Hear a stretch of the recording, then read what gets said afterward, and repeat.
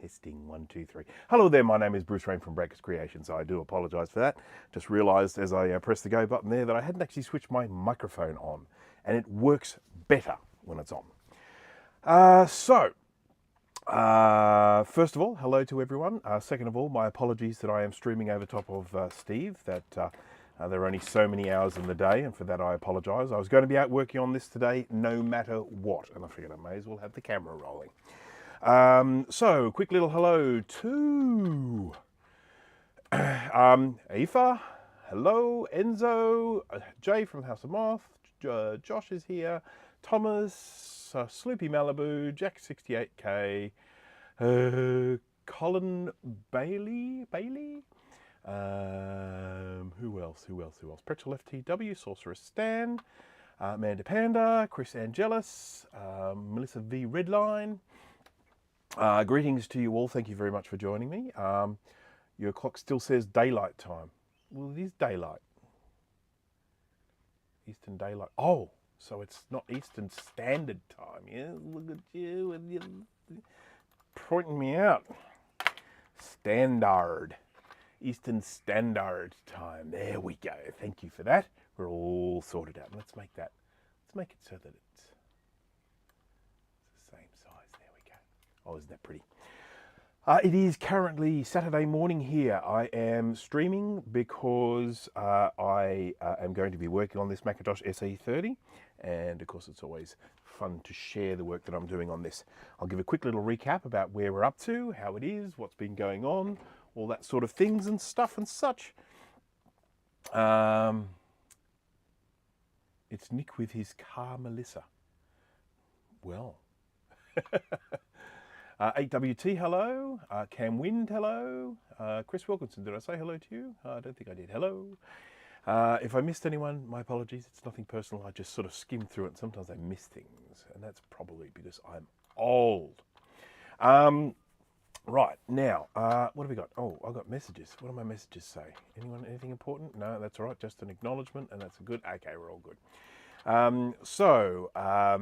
This is part 5 of my series of working on this Macintosh SE 30, and every time we keep working on it, I guess we get a little bit closer. It is my belief that I will get this working, but I don't know when. I would very much like for it to be today. We have definitely made progress, and I have done some work. I've saved you guys from the boredom. I've done some work while I wasn't streaming. I did some work last night, and I think the night before possibly. So what I have done, if we have a look here quickly at the schematic diagram, so this is the CPU there.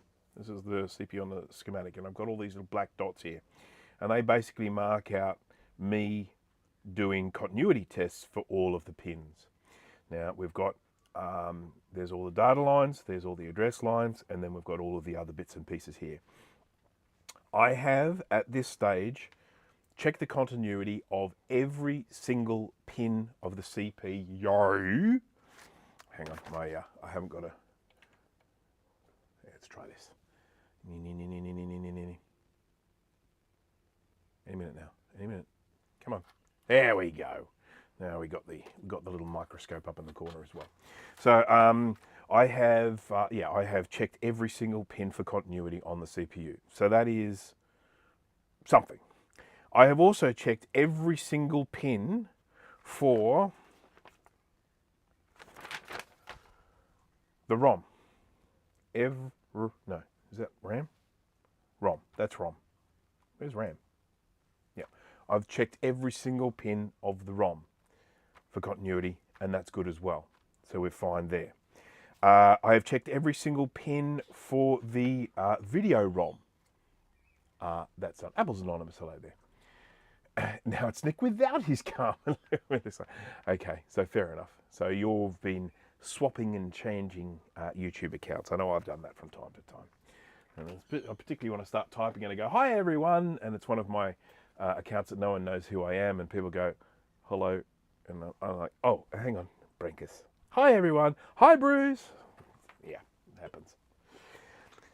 So now, so this is this is kind of where we're up to there. I am feeling reasonably confident that we have connections from here to here, and from here to here to here to here, from here to here.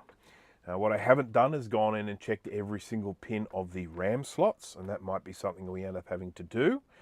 And what? Why is this a new thing? Pigeon keeps coming to visit me. Yeah, so now let's have a look and see what we're getting, because it's unless we know where we're at, we won't know where we're at. So let's go to side view and let's bring this thing up. No food here. There's no food. No food here. Justin is there. Hello there, Justin. I watched, I think, virtually your entire live stream yesterday. I think I missed, just as you were signing off, I ducked out just at that time, but I think I saw virtually the whole thing. He recapped a CD300. And one thing I didn't get to ask you in the chat of that live stream was, did you get the little flap thing positioned correctly? Because one of the really annoying things on those CD300s is they have a little flap that says, it's like CD caddy or something, and then when you push it in, a little flap comes down and says caddy loaded. And if you don't position that correctly, that flap doesn't come down to say caddy loaded.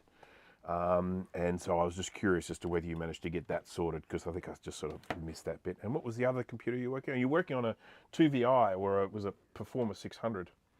One of Apple's most glorious computers. What we will say about the 2VX and the 2VI, what we do like about them is that they are the last of the Apple Macintosh 2 series, and that's important, that's worth note. And they were also the first desktop computer with a CD-ROM option, and that's also, I think, a pretty significant thing. Right, so shall we do our little voltage thing? Because I think we should, because it's here and it's cool. Plug that in. So that will tell us what the voltage is on the board. I plugged in a speaker so that we can hear if it does anything. And let's just have a switchy on and have a little look. The caddy loaded indicator worked. Okay, I did over lunch today. I also fixed the metal bracket around the Molex connector. It had broken due to cold cracked solder joints. Oh, cool, that's excellent. Patrick Pitts, hello. Jared Burma, hello. Okay, all right. So we're going to switch this on and we're going to see what we get. This is the work done to date. I've loaded this up with 4 megabytes of RAM. I have a Satanic Mac Club ROM in there. I probably should just be going with a standard ROM, but it's what's in there now. So, and we will switch this on and see what happens. 3, 2, 1. Okay, so we're getting a very nice, happy 5 volts and 12 volts getting sent through here. We've got a nice little pop from the speaker, which tells us a lot. And then we get the familiar, oh so familiar, CMAC display here. Now, very important thing I want to mention here. Anyone who is watching part 4 will notice that when I started this up, I was getting sort of like vertical lines and stuff. I was getting like jail bar thing on here. And you can see now it is quite different now, where I'm actually looking at this more familiar, I guess, CMAC pattern. Now, why? I know what you're thinking. Why? Why did it change? How come it's changed this time to how it was last time? Well, the answer to that is that what you're actually looking at here is kind of like a default pattern. This is what happens when the video RAM is not getting a signal. This is kind of its default output. So what's happening at the moment is we're seeing a video RAM saying, here I am, but you're not giving me anything, so this is what you get. That's what you get. And there are 2 different types of video RAM installed on the SE30, and I can't remember the name of the other brand, but one of the brands is NEC. And if you have the other video RAM, you get the jail bars. If you have the NEC video RAM, you get this pattern. So what did I do? I swapped over the video RAM. Did I do it because there was something wrong with the other video RAM? No, there was nothing wrong with it at all. It was perfectly fine. I swapped it over because I like this pattern. So sue me. I feel comforted by this pattern. This pattern gives me hope. This pattern gives me, I don't know, a feeling like I'm somewhere. I don't know. So that's the story behind that. I swapped over the video RAM chips just so that I could see this pattern. So where does that put us? Well, we've got a computer here that is in the CMAC state.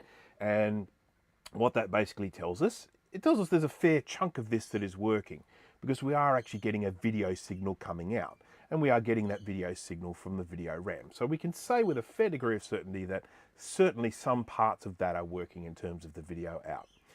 What we're not getting is any form of chime, so we're not getting anything loaded from the ROMs. Nothing. Rob T, hello there. And Chris Angelis, NEC VRAM, yes, it's the VRAM we're talking about here, which I'll show you in just a minute. So, so yeah, we're not getting anything loading from the ROM at this stage, so no chime or anything like that, and there can be a lot of reasons why we'll be getting that. Broken trace, short somewhere. Now, I did mention that I've gone through and I've pinged out every single trace or every single pin from the ROM through to the CPU and RAM and all those other things. What I haven't tested for is whether there is a short there, whereas perhaps maybe when I've done a repair, I've joined two things together. You won't detect that if you're just checking continuity, because you go from here to here, yeah, that works. From here to here, yeah, that works. From here to here, that works. But you're not checking from, you know, does this touch that when it shouldn't? So you can't really test that by just going through and doing a continuity test. I've got some new batteries in the Kaiweets now, because I'm probably going to be using 2 multimeters today, and I'll show you why. But anyhow, we've seen enough CMAC for the moment. I can tell you that all of the power chips and everything are getting fairly warm here. I think the CPU is getting a slight bit of warmth, but not much. So yeah, all looking pretty good. We will work, we'll have a look here and see what we need to do next. What is our next steps to take? It really is my intention to see this with a happy face on it at some stage today. That is my aim. Whether we will get there is another story, but that is definitely my aim. You want to know why? I want to be rid of it. Now, what I did find yesterday when I was tinkering around is I did find one busted trace that was meant to be going from the CPU to, it's going from the CPU to the ROM, I think. And so I did this little, oh, you can't see that. Can't see that fish yet. Hang on, let me just change the views. Top view. So I did a little wire going from there down to there. Essentially, I think this hole, something in this hole is shot. So it's meant to join from there to there. And one of the things that's been very handy with this, when I've been working on it, is that I do have exactly the same board with all the same wiring, so I can always check things against that one there. This is the old VRAM. Let's flip him over. This is the old VRAM. This is the new VRAM, so that's what it was before. I can't read anything on that, so I don't know what brand it is. Excuse me. Does the SE30 require a battery? Not to start. No, definitely does not. And that's the NEC stuff. I've got a whole stack of this. Someone was selling a bunch of this new old stock, and I bought much of it. There are a few things that I've bought much of. I was chatting very briefly to Colin. So see, I've got a whole bunch of sound chips for the old Color Classic and stuff like that. A lot of the time what ends up happening is I just buy this stuff, and I buy big chunks of it. And then all of a sudden, because I bought it, the people who sell it start thinking there's a market for it, and then they hike the price up. I've seen them do it. I've seen them when I've gone in and I've bought something and I've picked it up for, I don't know, $1.50 or something like each. And I buy, I don't know, 50 of them or something like that. And I get them delivered. And then the next thing you know, someone says, hey, where did you get those? And I go, oh, I got that, it's, you know, from UT Source. And you click on the link and they're now $5 each. It's like, what? Don't give me that. Gotta look for all my miscellaneous stuff. So these are the video RAMs that I bought here. The guy was selling hundreds of them, and I literally said to him, look, I just don't need that many. Is there any chance that you can sell me just some? And he said, yeah, I've decided that it is too many to sell in one go, so I'm going to split them up. And as soon as he had split them up, he sent me a link to the ad, and I just bought that lot of video RAM. And so far, every single one has worked, so that's always comforting. Yeah, okay, so that's enough fiddling around for the moment. Right, so where are we going to look next? Where do we see some possible problems? Well, we had some very heavy corrosion in this area here, very heavy corrosion in this area here, some here as well. And of course, this is the worst because this is where the battery has gone. And there are some vias here, and some of those vias are probably linking some layers in the middle. But we don't know what layers they're linking, so we kind of have to reverse engineer it. Where do I buy my caps from? I'm thinking of having a go at recapping my Color Classic analog board. I buy my caps from DigiKey. The main reason I used to buy them from an Australian company called RS Components. And I did that because they were reasonably priced and they were free delivery regardless of how much you bought. So I could literally buy 5 capacitors and get free delivery. Then they changed it to $75 before delivery, and then they hiked all their prices up like massively. And it just like, no, I like their website. I often use it for looking up components because I kind of like the way their search engine works. So I'll sometimes go to their website, find what I want, get the product number, and then go and get that product from DigiKey. So DigiKey I use. I'm in Australia, as you know, or maybe you don't know, but you should know because it says Australian Eastern Standard Time up on the thing. It just says it there.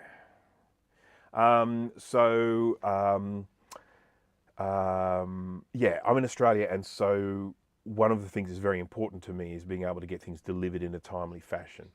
And DigiKey are really good, even though they're bringing stuff to me from overseas. They come very, very quickly. So that's where I buy my stuff from, and I consider them to be reasonably priced. Dana is here. Hello there, Dana.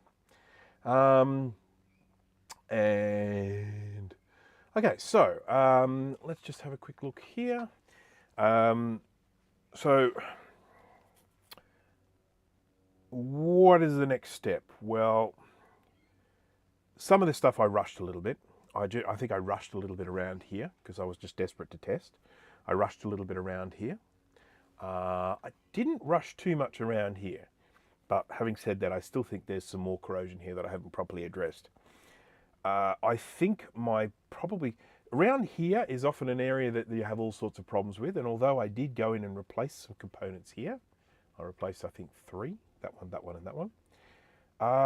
They're not too bad. The traces really aren't too bad. We'll have a look at those under the microscope, but I don't really see this as a problem area.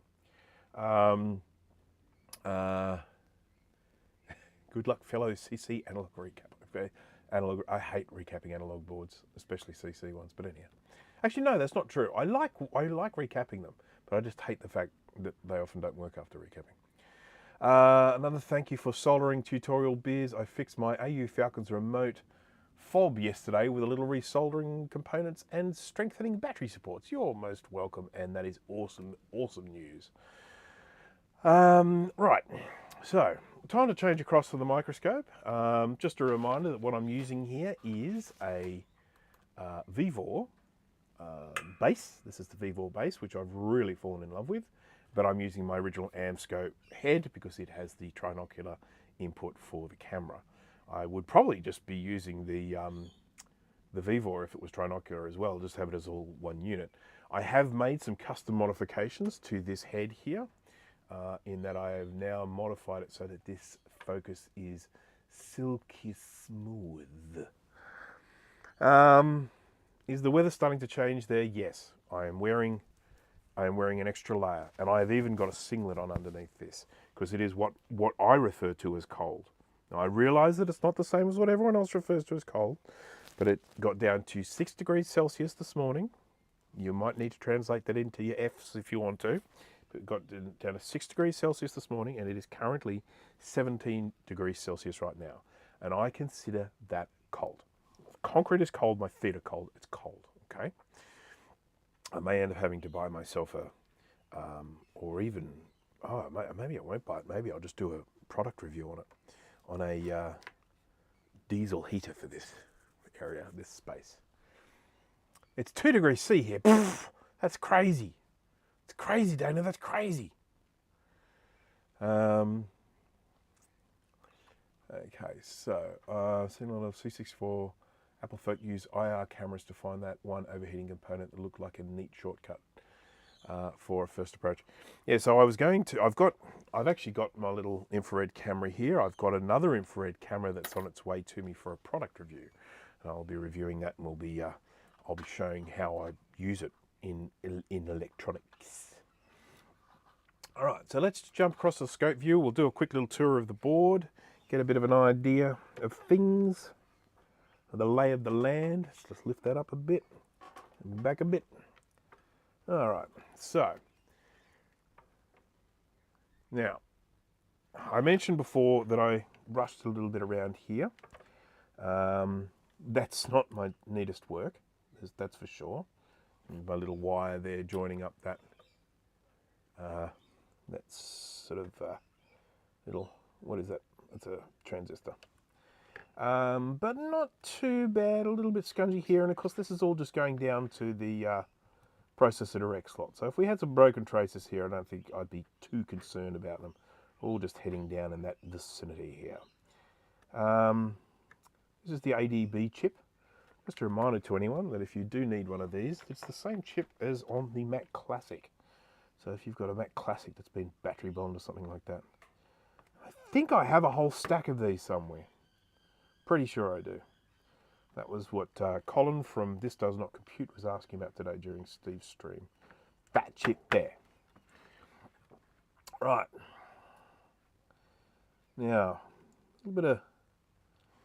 yeah, I was definitely rushing around here when I was working the other day. Now, I did end up taking this power connector off and making sure all the traces underneath it were okay, and they were. I think what we need to do...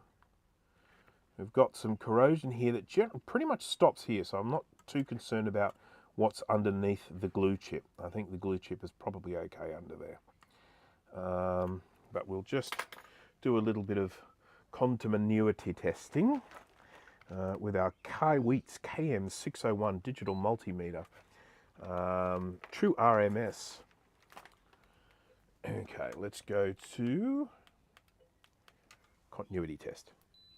Now, what I do like about this Kaiweets over the Fluke I've been using a lot lately because I didn't have any batteries for this thing down here, is that the Kaiweets bips at you before it powers off. You get nothing from the Fluke. You can just be sitting there in the middle of testing, you're testing this, you're testing that, you're testing the next thing, and then boom, you're getting no continuity. You think, oh, I think I found a broken trace. And then you look over and find out, no, the trace is fine. It's just powered itself off while you're right in the middle of testing.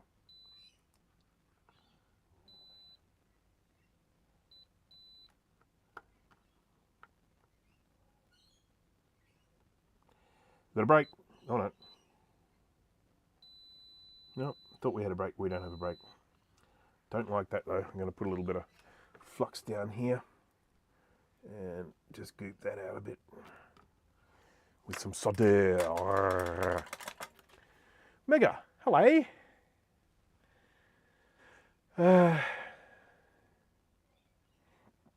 Electric mono boot things are great for cold feeded desk. I have no idea what an electric mono boot is. Keep in mind that we often don't get the same sort of products out here because people in Australia pretend like it doesn't get cold. Now, it does get cold, but it's not the same as like, you know, Alaska cold or Canada cold. But one of the big problems we have over here is no one builds houses to withstand cold particularly well. Oh, they do these days, but they didn't in the old days. This house here is the worst. There's no insulation in the walls. It's like whoever built this went, nah, Sydney is freaking hot. They don't need that.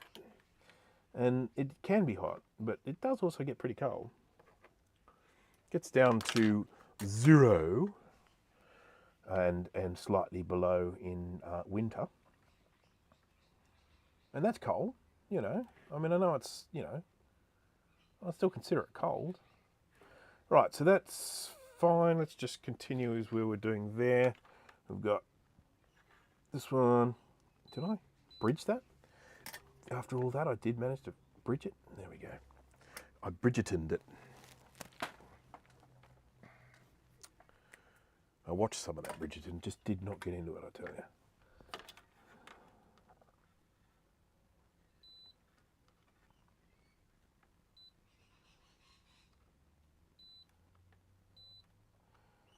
What is it? 6. So that means it's the 5th. So what is that? Cinco de Mayo over there. So happy Cinco de Mayo to everyone.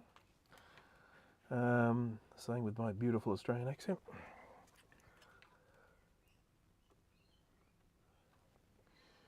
And everyone who enjoyed May the 4th Day, and that was 2 days ago for me. And just a reminder, Han shot first. Okay.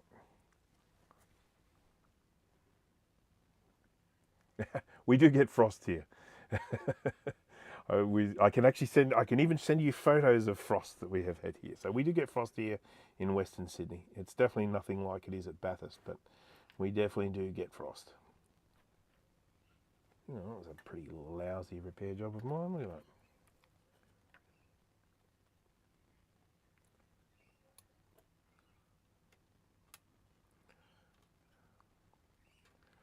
What's all that about, Rain? What do you call that? Is that your idea of a repair, mate?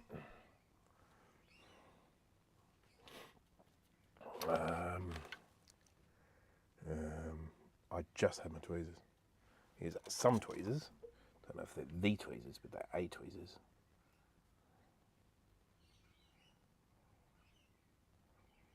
Okay. There we go.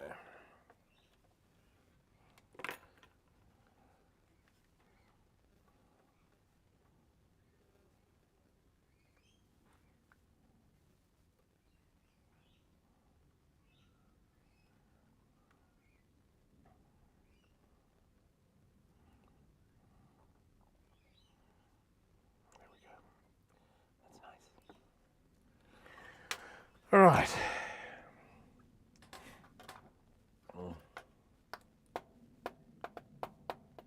Electric socks.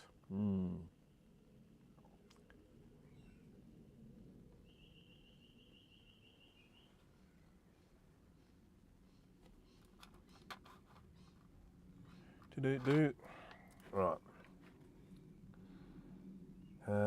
That one there, that really looks like it's busted. You reckon that looks like it's busted? Let's just check. And I've repaired it. It looks busted. No, that's all right. Just get some extra solder on it.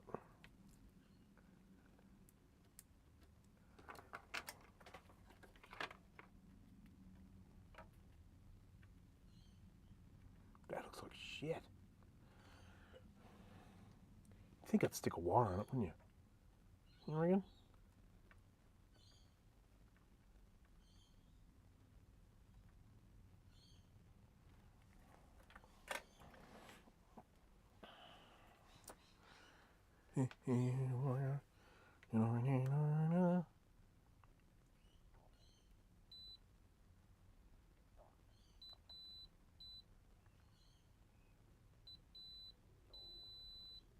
Okay, we're connecting there, so that's all right. Okay, so just ran a little wire here. Got no diode, and when there's no diode there, what that means is that when I power this up, the real-time clock's not going to get any power. I wanted the real-time clock to get some power, so I've just done a little temporary wire there for the moment. Un momento. So some of the real danger zones we've got here are looking at these here. I suppose probably these ones are the worst. That one there is fine, even though we can clearly see it's been eaten out entirely. That is one of the ones that I've used a different wire as a replacement. But some of these here, these holes here, if you have a look at them on the other side, they really don't look too crash hot. And I ended up having to actually do a repair with one of them. So, you know, I mean, one of the things we can do is go through all of these and kind of reverse engineer them and make sure that they are going where they're supposed to be going. We basically do that by getting a working board, buzzing out, finding out where they go, and then checking to make sure that they go where they're supposed to go on this board as well. You know, things like that. I mean, you know, look at it. Look at it. Look at the state of it. Yeah, it doesn't look good, does it? So there it is on one side. And let's have a look at it on the other side. Go away.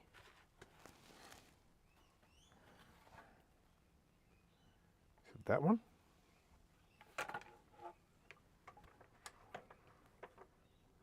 Is that it? Is it C46? And look at that. Yuck. Disgusting.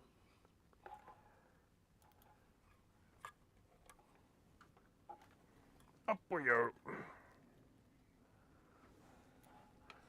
I mean, you just see how bad all of these look. They've all got this corrosion on them. So, you know, some of these could well have lost contact with their inner layers. So there's a whole stack of them here, and we might potentially have to go and check them all. That would be a pretty pooey job. But, you know, we want this to work, don't we? Okay. How are we doing? We've got 27 people. Hello there. Just a reminder, in case you are feeling energetic, if you wouldn't mind to please smash that like button. Now,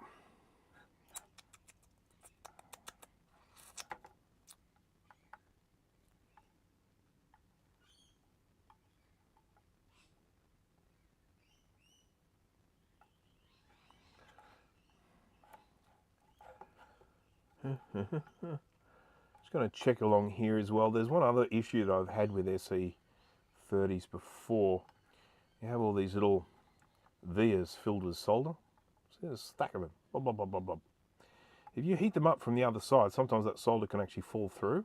And these are close enough together that they can sometimes actually touch each other. So you can end up creating shorts by accident.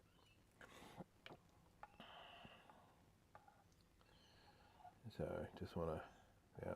You can see I've written numbers all over this here to help me find it. So what I'll tell you, the most confusing thing about the CPU is it's coded. It's like down this one axis, it's 1, 2, 3, 4, 5, 6, 7, 8, 9, 10, 11, 12, 13. Down the other axis, it's A, B, C, D, E, F, G, H, J. They miss out I altogether. J, K, L, M, N. And that can be pretty darn confusing if you don't know that I doesn't get used.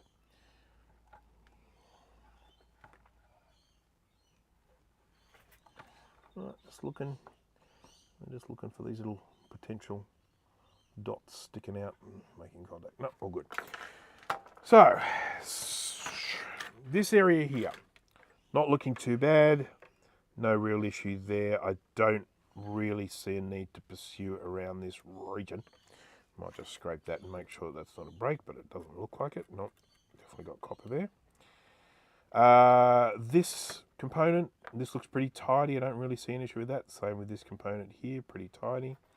This one here, pretty tidy. A little bit ugly coming out the side here.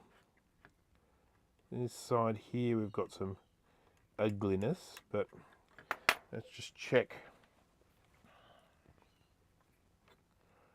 This is probably the worst one here. Got continuity there. Good. Good. Good. Good. Good.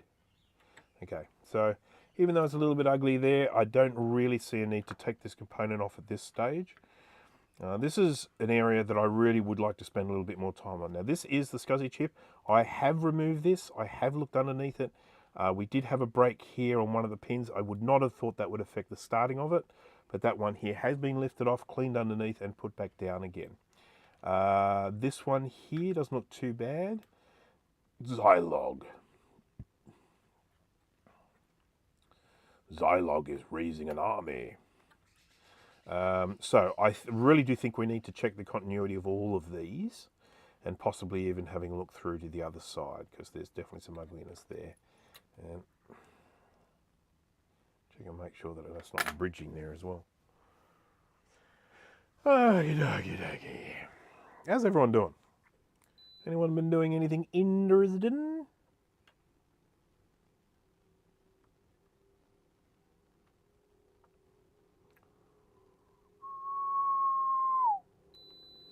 Continuity. Continuity police, pull over.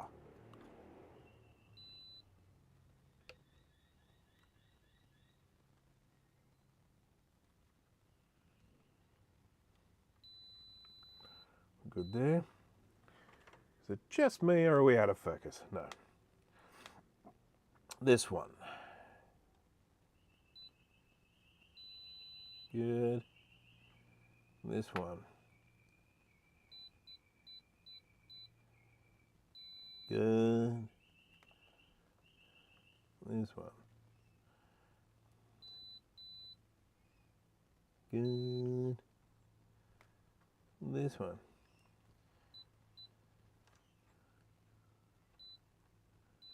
Good. This one. Where's that going?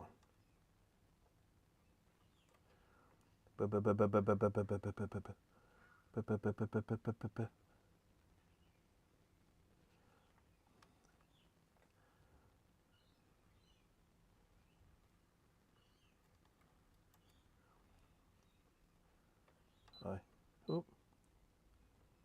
Where'd I go? That's this one.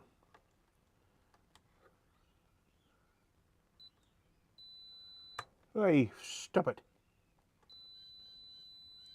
Okay, we do have continuity, even though that one is... Uh-oh. Hang on. So this is... Okay, cool. So that one we already checked, yeah? And he was fine. Yeah. And then we do this one. And that's that one there going along there and comes along to here. And we're good. Cool. And then this one. And that one. Good. Good. And then this one. Where's that there?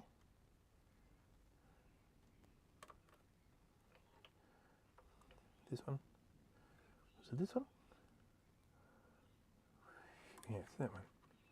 There, and he's going to...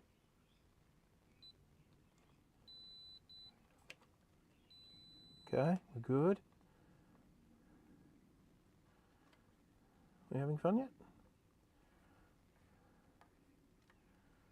This one here. Where's it going to? There.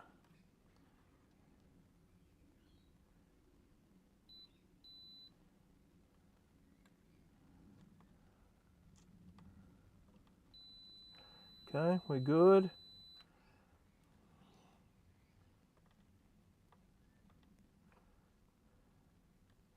Don't even know where this one's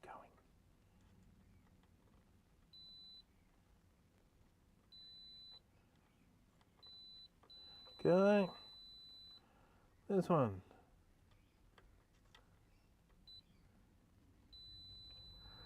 Yeah.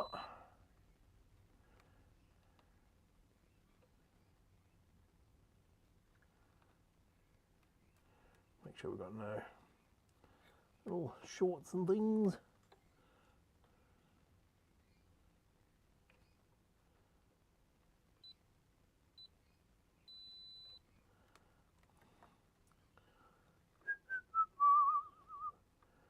Do. Yep. It's all looking pretty good here. Inkscube, hello there. Have you run across a situation where there's enough of a connection for the meter to register continuity, but it's not quite adequate to handle the current of a few TTL loads? It's an issue. It's a potential issue all the time with these, but I haven't actually encountered that. Colin, I assume the camera has a narrower angle of view than the eyepieces. Yes, that is exactly right. What I see through here is a great big circle. I see a huge circle like this. And then what you see is a rectangular cutout from the middle of it.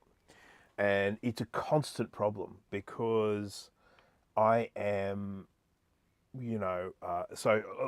what I can see right now, I can see downwards, again, keep in mind it's a circle, but downwards, I can see from, and I'll wait until, I'll scroll up until you can see my I can see from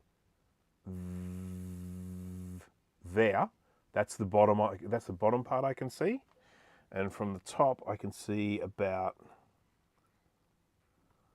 there. So quite a lot more than you're actually seeing through. And you know, look, I do try as much as possible, but when I get wrapped up, in particular if I'm concentrating, I just find myself going beep, beep, beep, beep, beep, and you can't see what I'm doing. And for that, I apologise. K-Mac, hello there.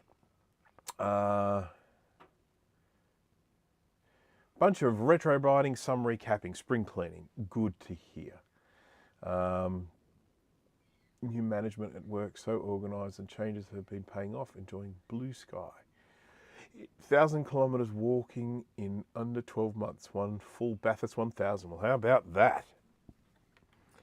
I do around about 2 to 3 kilometres per day in terms of a what do you call it? Recreational walk. I mean, I obviously walk more than that in a day, but in terms of a recreational walk, I walk about 2 to 3 kilometres a day, and I feel much better for that.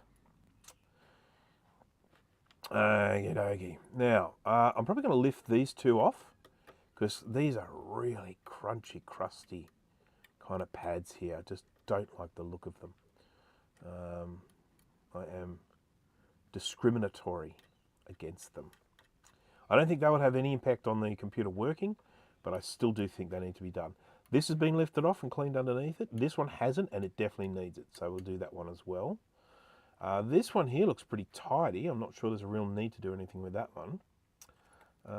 So let's get this one off. Let's get these two off, and we'll just do a little bit of cleaning underneath. Going out to eat. Good luck with it. Thank you very much, Aoife. I hope you enjoy your eating. Yeah. I gave my wife 2 options for dinner tonight. I said we can have leftovers of dinner last night, and it was a very yummy dinner last night, so leftovers is a very appealing option. Or I can cook one of her favourite pasta dishes. So I'll be having one of those 2 tonight. And I've also decided that I am going to knock off early today. I'm going to be doing fun stuff. Now, admittedly, fun stuff for me is often looks a lot like work. But I have a product review to do, several product reviews to do. I have 2 here at the moment. One of them I'm not really looking forward to doing. I will not say anything about the product, but I'm not really looking forward to doing it. Only because I have some concerns about the product. And, you know, I want to make sure my review is good and honest and all that sort of stuff. All right, it definitely got some ugliness under here. Look at all the blackening around these. I mean, I wouldn't be at all surprised. Let's just check. I've got a sneaking suspicion we may not even get any continuity here.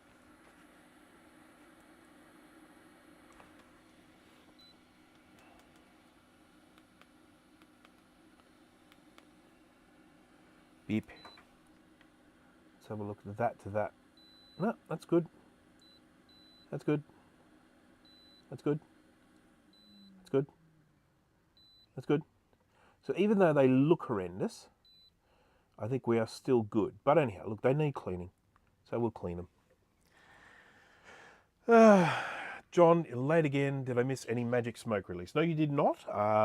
Okay, so I'll just give you a quick little recap, and obviously for anyone else who is you know, sort of just arriving relatively recently, I have got good old-fashioned CMAC. I did before, but I didn't like the pattern it was giving me, and the pattern it was giving me was based on the video RAM that I have on this. So I changed video RAM so that I can get the CMAC pattern that I like. So you'll see a photo of that CMAC pattern in the thumbnail. And yeah, so that's what I did. And there are still lots of reasons why this potentially would not work, but there are a lot of things that we can rule out. I have pinged, I may have to do it again, but I have pinged every single pin of the ROM, and that's going where it needs to go. I had mask before. I mean, not mask, sorry, here we go. Is that what I'm after? Or is that empty? Oh no, it's still got a bit left. Yeah, it pinged every single pin from the ROM through to where it's supposed to go. Well, certainly most of the places it's supposed to go. I haven't necessarily checked every single spot, but I have sort of done it based on if it makes it past this area that has bad corrosion on it. If it gets past there, it's probably going to where it needs to go, other parts of the board. And I have got a pretty good, I think, feeling as to why it's not working, where the problem is. But finding that problem is going to be a bit of a crappy job. So maybe I'm just stalling. Greetings from Brisbane. Hope it's sunny in Sydney. It is sunny in Sydney. Thank you very much, Quicksilver. It is not hot, but it's not cold. I mean, it's cold in my opinion, but I have a very poor tolerance for cold. I much prefer the heat.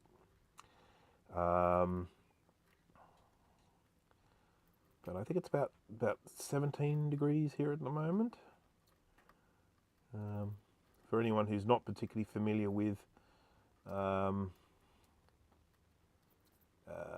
Australian geography, Queensland is north of where I am. I'm in New South Wales, and Queensland is the state directly above us. It's a whopper. It's a freaking big state. And because it's further north, closer to the equator, it's a lot warmer there. Typically, not always, but typically it's warmer in Queensland than it is here.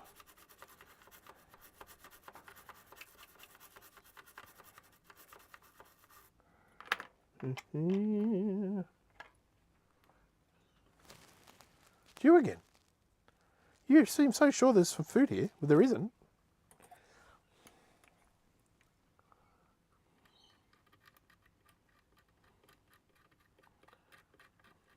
These are all looking pretty darn good.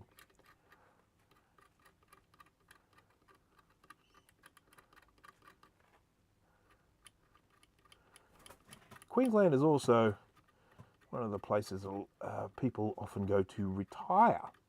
Not saying everyone there is a retiree, but it's sort of like people it certainly was a thing. I don't know if it still is, but that people would retire and then move to the warmth of the Gold Coast or something like that up in Queensland. So I guess you'd say it's sort of like our Florida.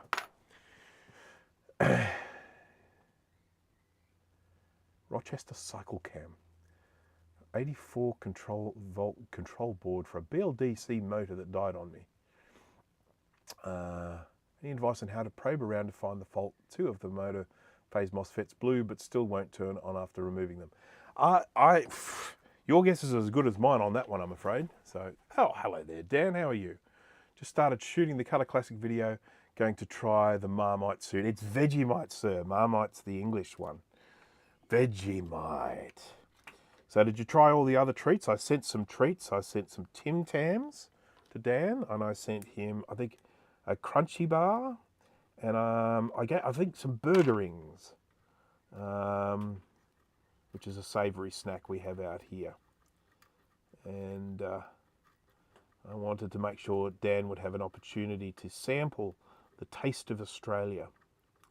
And I have told him that I expect some video footage of him trying Vegemite, because only Dan has I believe, the sort of facial capability to express what he thinks of it.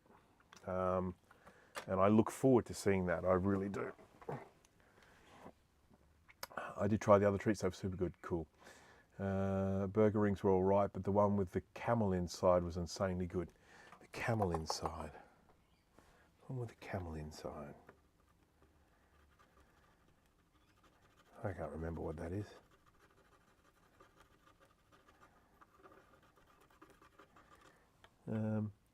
If anyone gets a chance, not now, you can't do it now because we're watching this, but when you get a chance, do check out Dan's latest video. Feel free to drop a link in there, Dan. Have I made you a mod? If I haven't, yes, you're a mod. Drop a link into your latest video. It is an absolute friggin' hoot. I laughed so much. I was a little bit drunk when I watched it, so if you watch it and you don't, burst out into laughter, we know what the problem is. We know the alcohol is the issue. But I watched that video and just cracked up. I was in fits of laughter. Tim Tams, oh yes, the old Tim Tams, they're awesome. That's one of our finest exports, the old Tim Tam. Okay, so these are the components that I took off the board before, and I want to clean them up a little. I'm hoping this little guy will hold it in place, but it won't because it's being a dick. What if I do it this way? There we go, try that. Ah, it seems to be doing it, good. So just holding this in, I have Taiwan in my grasp. Retrotech ASMR. It was just so much fun. I started watching it and I just said, I was just watching it on my iPad and my wife sort of said, I said, this is hilarious. My wife said, can I have a look? So we put it up on the big screen and my wife was in stitches as well. And she was drunk too, so possibly a little drunker than I was.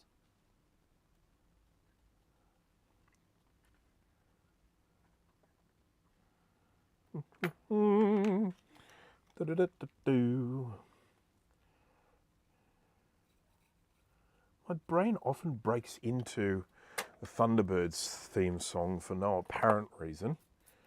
I don't know why, but I was just there thinking, going dun dun dun dun dun dun dun dun dun dun dun dun. Right, so this component is going to find its way back onto the board after a cold, lonely night away. Which way? Which way? Which way? Which way on does it go? That way. I think. Yeah, let's assume it's that way. Yeah, it's that way. They're both facing that way. That-a-way. Popping back and forth between streams. Hello, Roger, welcome. Is Steve having any luck? I mean, I know he got the thing going. He was putting an operating system on it now, wasn't he, I think? But now, you've got to admit, this is interesting stuff. Steve just can't even compete with me trying to get this SE30 working after however many hours. I've done about 4 hours in each video. I've put some goop on the board. Nice. So, yeah.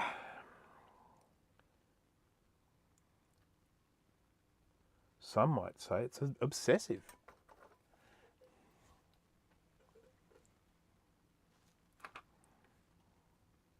I felt really bad actually because I'd always planned to stream today. I'd told a couple of people. I told, I think, Jay from the House of Moth. That was probably it, maybe. And because I was always planning today, my wife has headed out for the day. So I've got the house to myself so I can sort of do this guilt-free. See, when I sit down here and I'm doing this, and then I hear my wife come down and do some washing, or I hear her tidying up in the house, I start getting massive guilt trips. But she's not here today, so I won't have the guilt trip. So I thought, yeah, I can just stream. It'll be perfect. And then this morning, in our little group chat, our little Mac group chat, Steve's like, yeah, I'm going to be tinkering around with a workgroup server. And I'm like, oh, poos. So he started a lot earlier than I did. I said, look, Steve, I'm going to do my live stream. Don't, sort of, I'm very sorry and don't feel bad or anything like that, because I didn't give him any warning. So there's no way he could have known. And but at the end of the day, there's a limited amount of time that we have. We end up streaming over top of each other. It happens.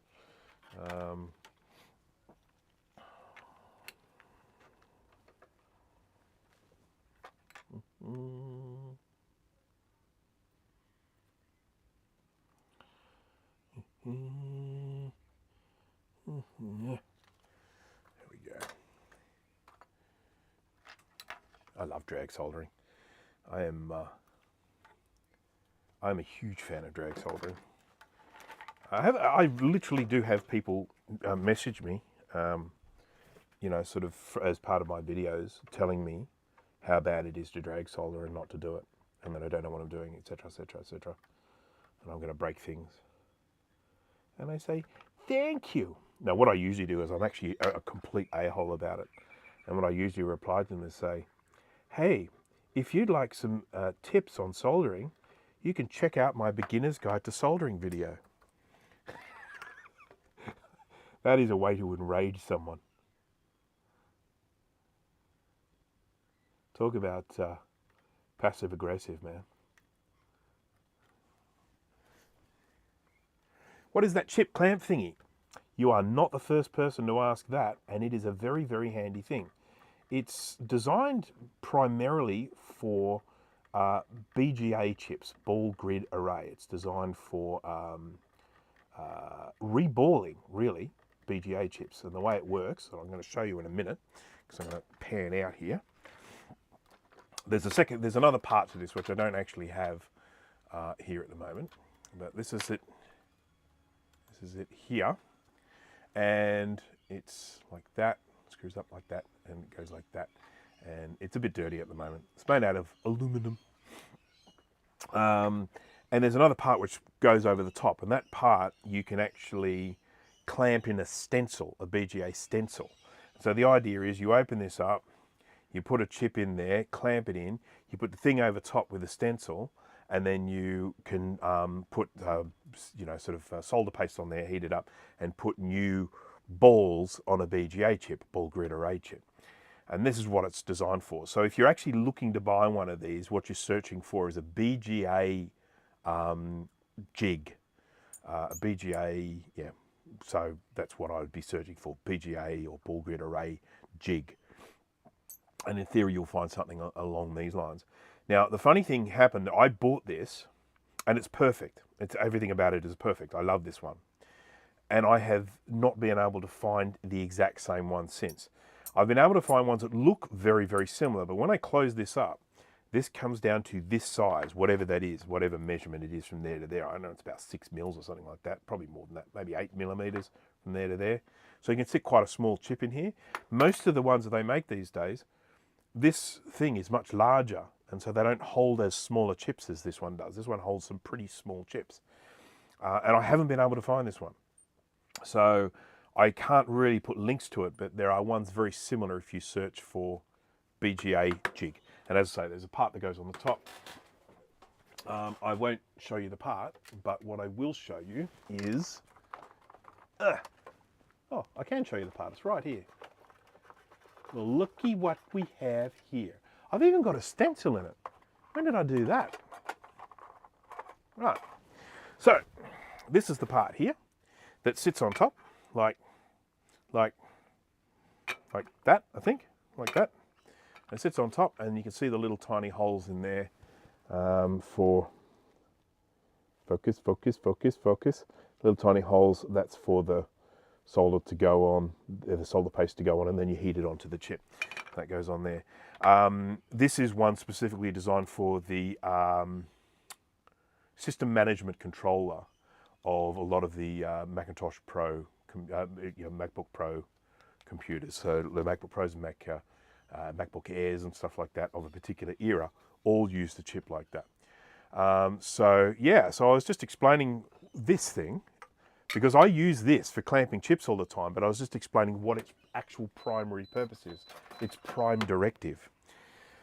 So anyhow, let's just check. We've got those chips back on. That's all good.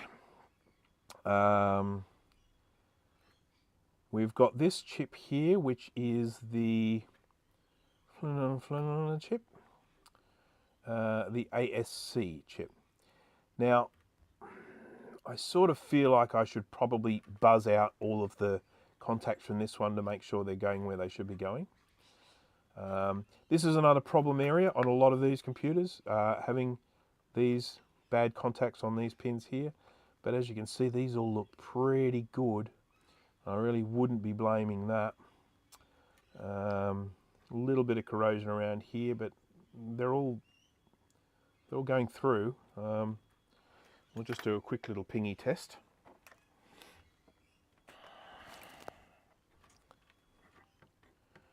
Pingy test. Pingy test.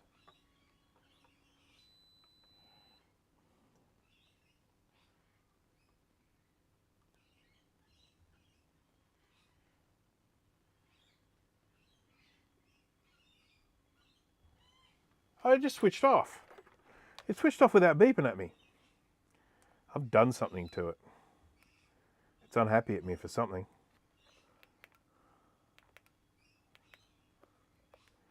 I put new batteries in it today. Maybe the batteries are flat. Who knows? But don't do that again. APO, that's on. It's just messing with me. You know what? I reckon he's upset because I have been using the Fluke a lot lately, and I think he's getting some severe jealousy going on.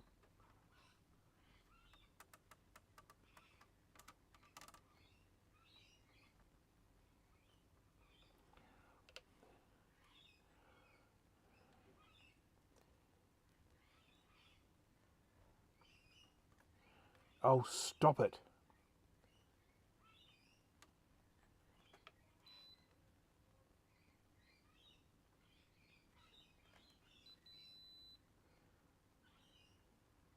Okay, so this one here,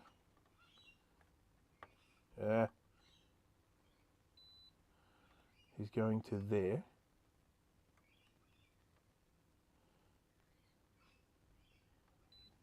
Okay, so he's running along here. It's that bottom one.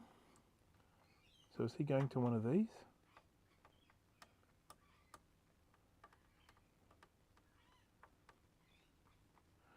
Where's it going?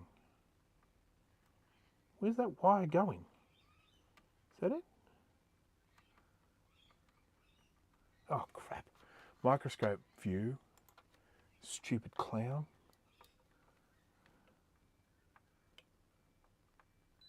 Ah, okay.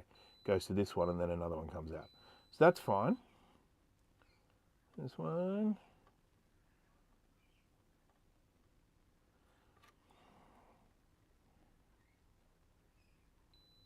Good. This one.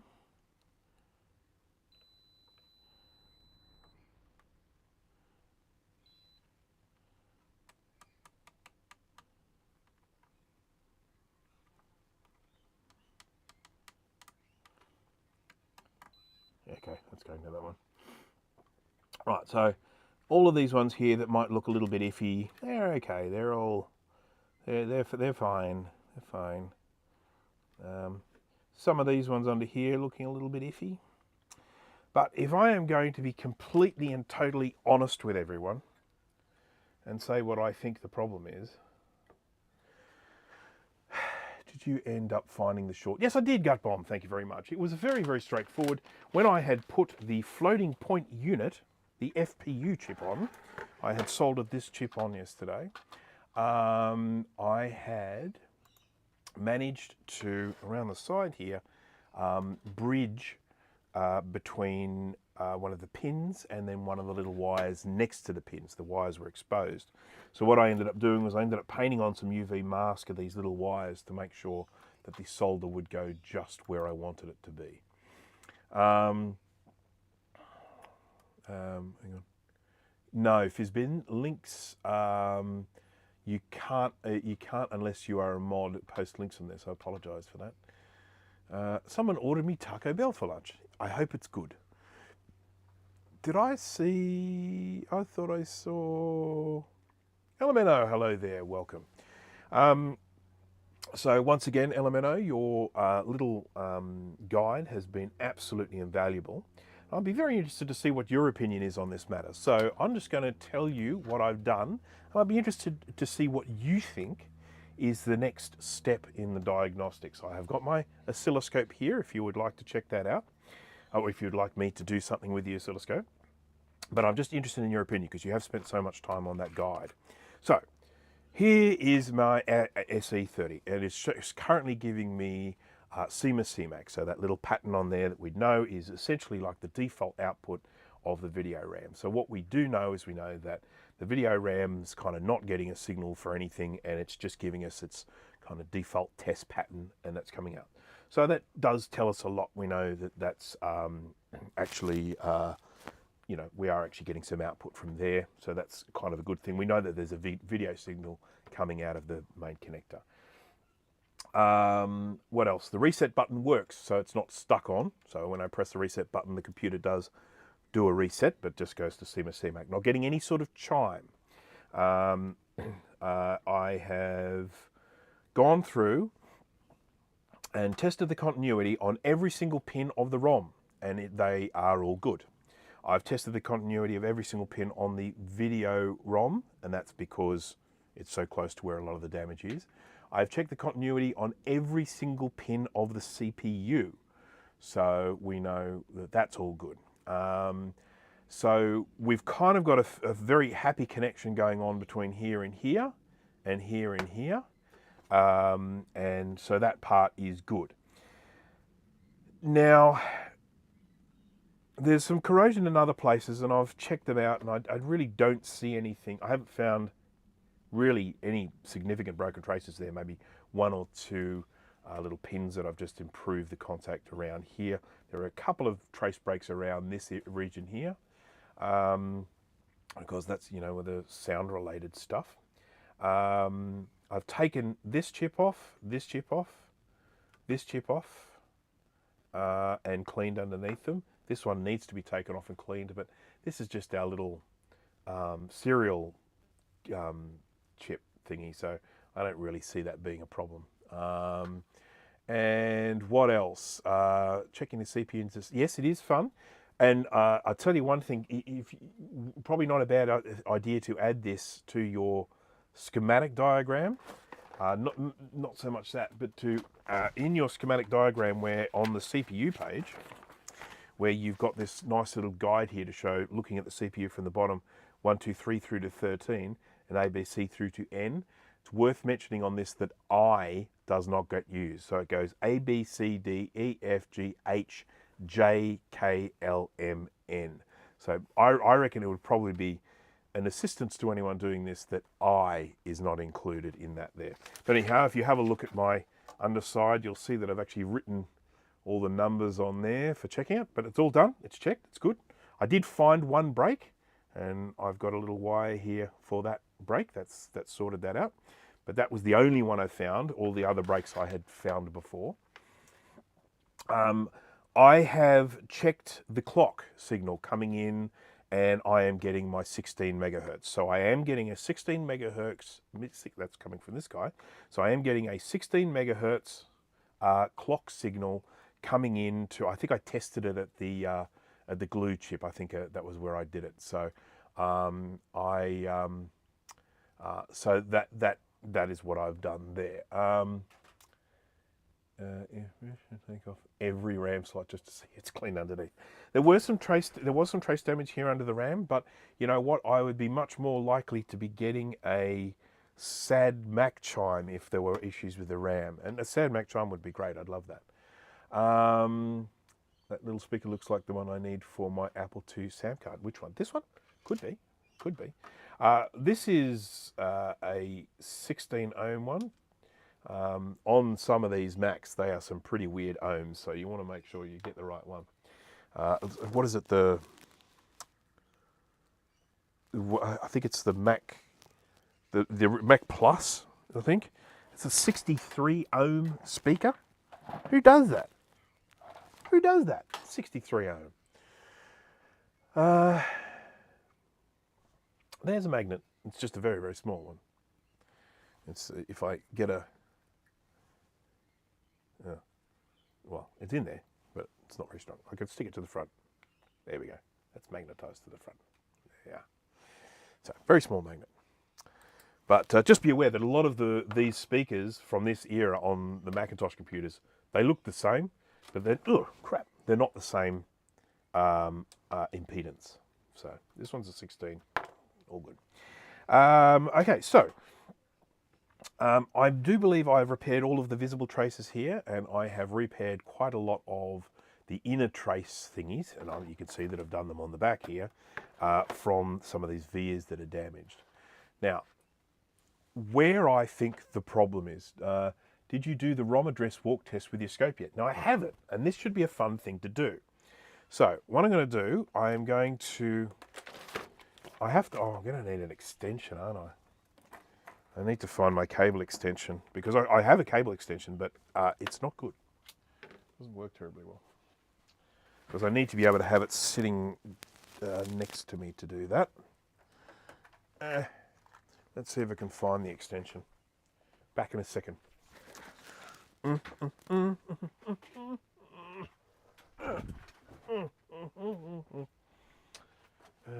Did I put it in my tidy box? I have a tidy box here. This is my tidy box.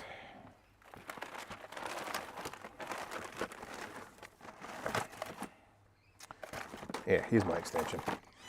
I'm just going to have to test this because I've got a sneaking suspicion there might be some wires not getting through properly. So we'll just do that quickly. We'll make sure that this extension is actually a working extension.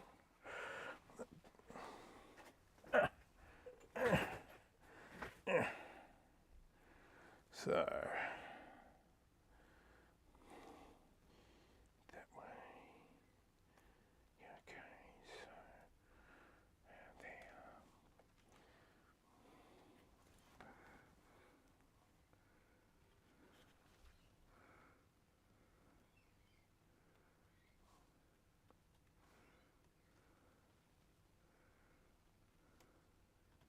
That's not a good sign.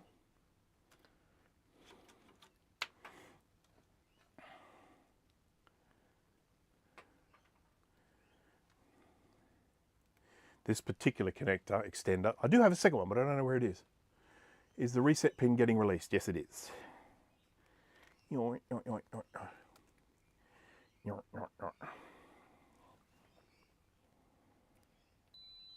Okay, that's good.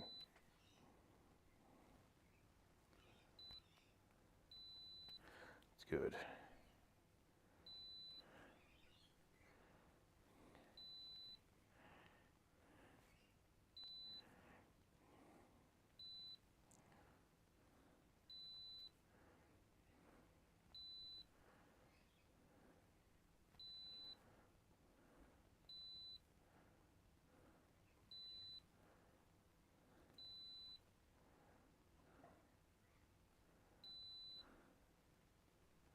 Okay, so we seem to have continuity all the way along there.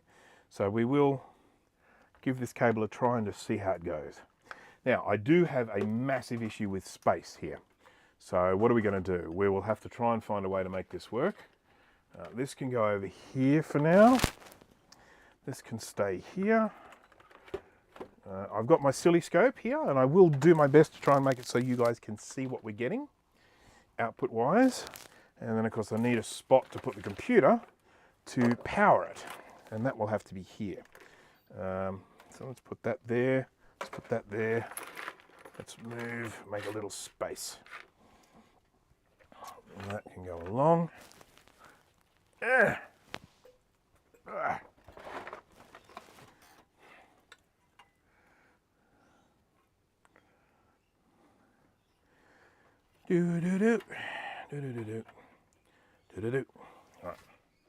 So what we'll do just very quickly, we'll check and make sure that we are actually getting some output from this. Because if I get something different here, I will be concerned. And we are getting something different.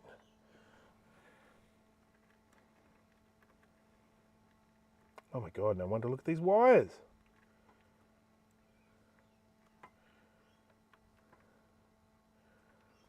This is bad.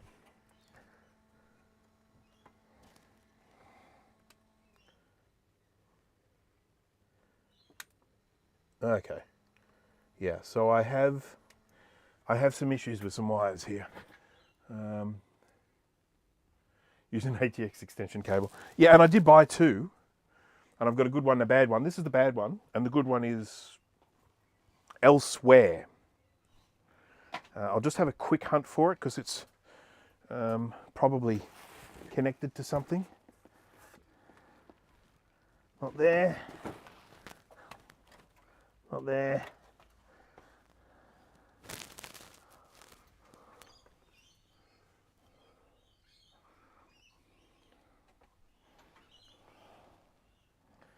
No. I'll just see if I can do a quick little repair to this cable. I don't think it needs much repair, but I've got some very sus looking cables here.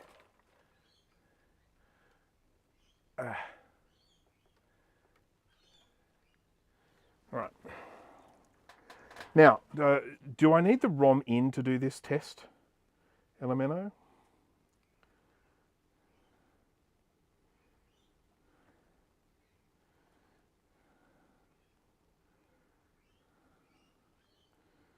What am I going to do here?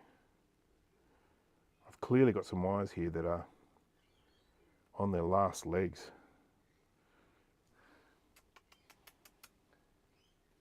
Tell you what I can do.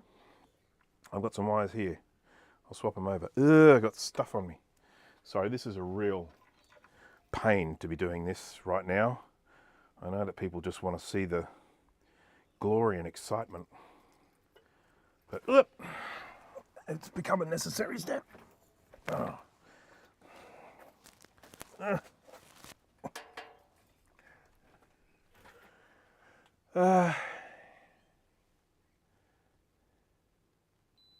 Yep. Right. So just get my funky glasses here. All right. So where are we at the moment? Just for anyone who's just tuned in right now, we're about to do some tests with the oscilloscope on this, but I need to use my extension cable, and I have just realised that my extension cable has several busted wires, and so I'm going to probably just try and replace the worstest of them.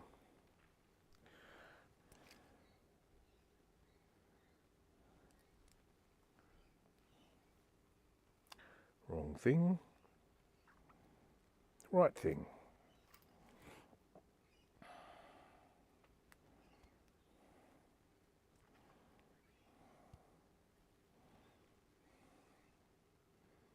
I just have to remember how to jimmy these out.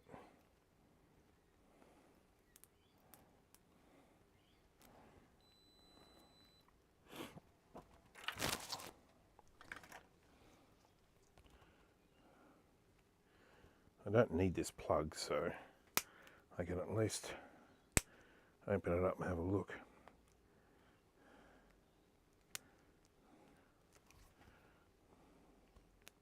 It is necessary for me to have the board laying flat like this in order for me to do these tests. So I have to have this extender. One of my extenders got fairly badly damaged when I was doing my classic reloaded video, because I had to, in one of the tests that I was doing, there's a massive short to ground, and the cable started smoking. It's never really been the same after that.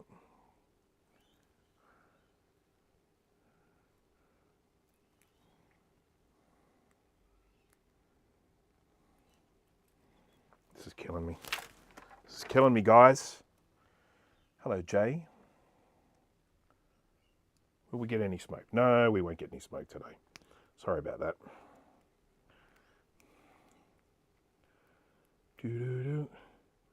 I'm very tempted to just crack out the Dremel here and go postal on this thing.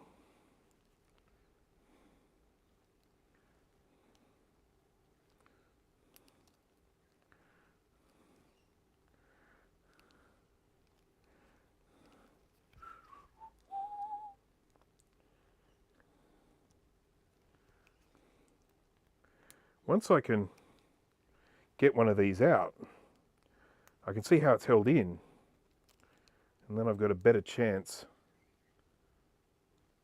of removing the case from the side. All right, so 2 things from the side. 2 things from the side. Is that it? Nope. How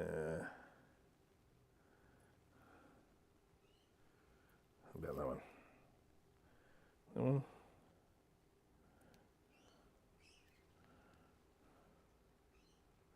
Nope.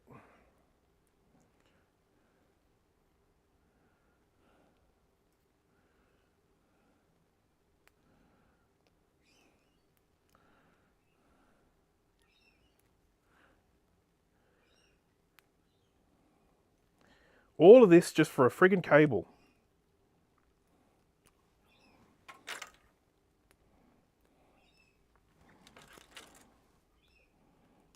It's just when you're doing tests of things, you've got to have reliability in this cable. Because if you've got a slightly dicky cable and you start getting different readings, you go, oh, I think we found the problem. No, we haven't.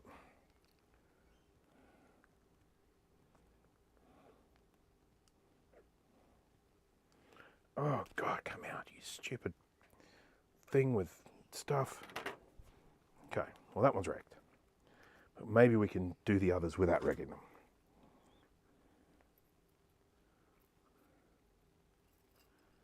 And this is, I'm sure, the one that we're supposed to be using.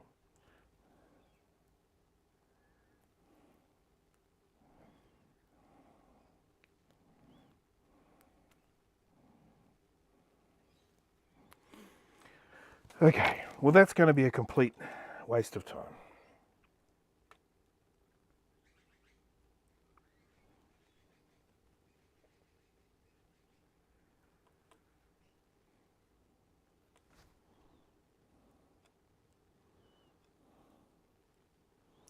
So pretty much every single wire in this is bad. So even if I manage to get some of them, I don't know, what do? Do we just hope? We hold this together with hope? I'll switch it on and see what it does.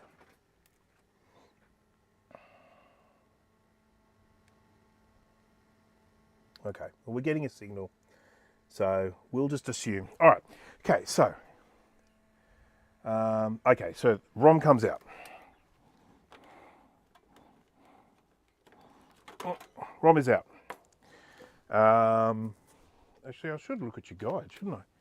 Where is it? Where did I put it? Oh, there it is. Excuse me. Now, anyone who's looking at this and thinking, oh, I want a copy of this guide, you will get one eventually. The reason why it hasn't come out yet is because LMNO needs some pictures in it, and I'm going to do my best to try and furnish him with these pictures so he can get this thing finished and share it with the world, because it is really awesome. So that's the recapping side of things. Then we've got all that. Ultrasonic cleaning. Swap test socket and components, already done that. Photo of rotten broken traces, I can provide that.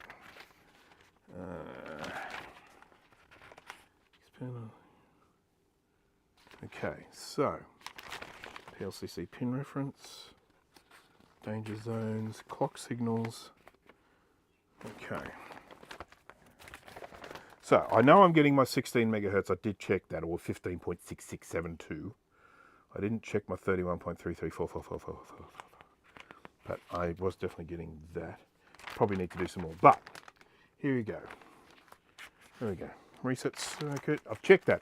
I've checked reset. Reset's everywhere where it should be. ROM. Okay, so here is the guide. With the ROM removed, the CPU will walk the bus from A2 through A31. On a working board, A2 at ROM pin 4 will display a 2.6 megahertz square wave. Each address following should be half the frequency of the bit that precedes it. So they're 1.3, 655, and so on. Okay. So abnormalities in frequency, missing frequency. So this is what we're doing. This is what we're doing right now. And for this, we probably need to zoom out a little bit. Maybe not that much. Okay. So here's pin 4. Switch him on. Check and make sure we're getting our Siemens CMAX still. Actually, I should be able to see that when it fires up.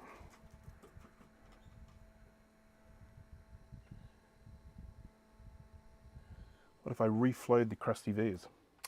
Yeah, there's not really anything to reflow. They are virtually just rusty copper now. If they had some solder in them, I'd say yes, but the solder's all gone. Oh man, these probes. Probes! If anyone sees the screen change, please let me know. Right, so we are using our yellow probe. And we can maybe even lie this down so you guys can see it. There we go. Look at that. See? The things I do. Keep everyone happy. There's that purple probe, not using that. And then we need to get to a ground. There is a ground here somewhere. I can't remember which one it is though.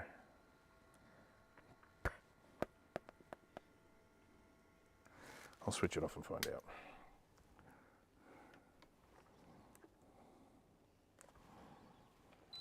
Got our little connector at the bottom here, and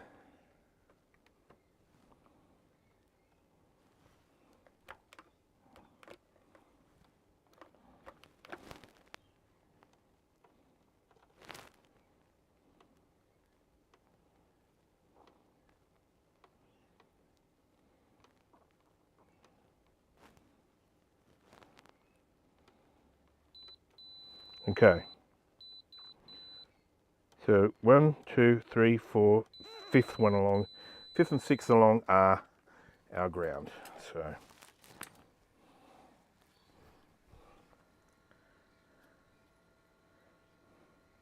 might just solder something to those to clip onto, make my life a little bit easier.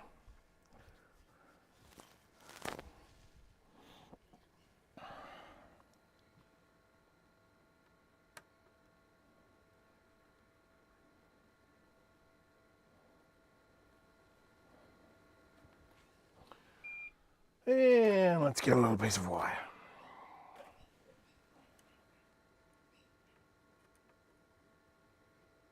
There we go. So I can now connect this to this, like this. We're on, and then we are talking about pin 4. 1, 2, 3, 4.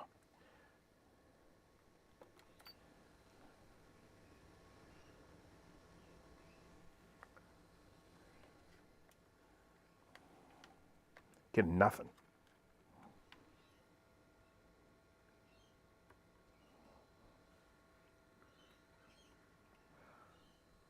Hang on, there we go.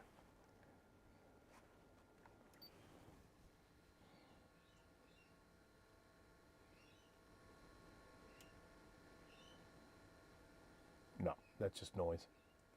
Not getting anything consistent there. Let's just check to see that this is working by checking for a clock signal.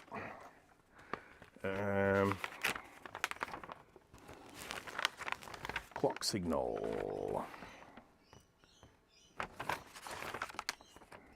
There we go. So we can do that at the FPU pin 11.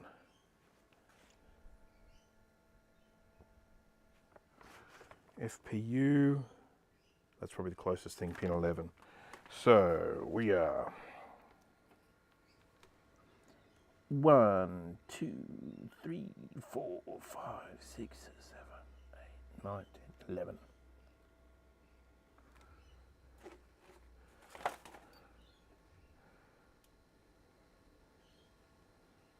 Okay, we've got a nice clear 15.6 6-7 megahertz there. So getting nothing, just as I say, just getting noise at the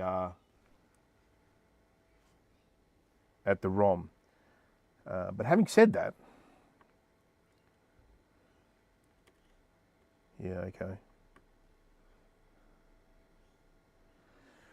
So, well, thank you very much, Steve Bray 71. Much appreciated for the super chat. I thank you. I can't find my mouse at the moment, so I can't bring it up. Okay.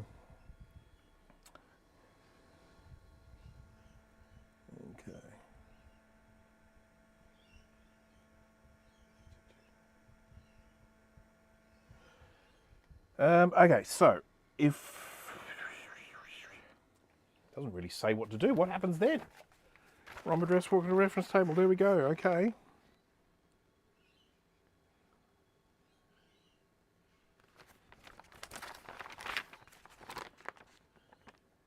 What do I do now? Doesn't say. You're not getting anything. I'm not getting anything. What now? I vaguely remember this before. When we were just testing one, if clock is good, try some of the other addresses. If nothing, you might need to check up downstream from the CPU. Yeah, but see, I know these things are making a connection to the CPU. I've already tested that. So I know they are definitely getting a connection to the CPU. So for...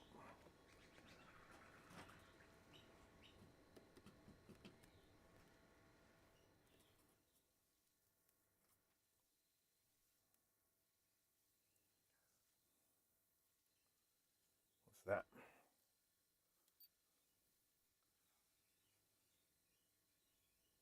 That's just noise.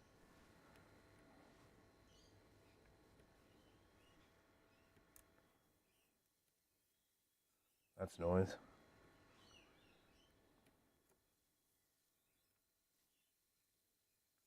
I really should grab a working board, shouldn't I? To test it. To compare, you know what I mean.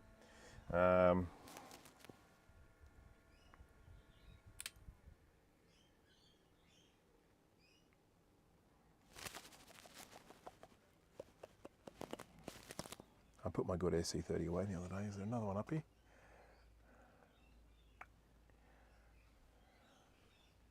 Don't think I have another SE30 board here.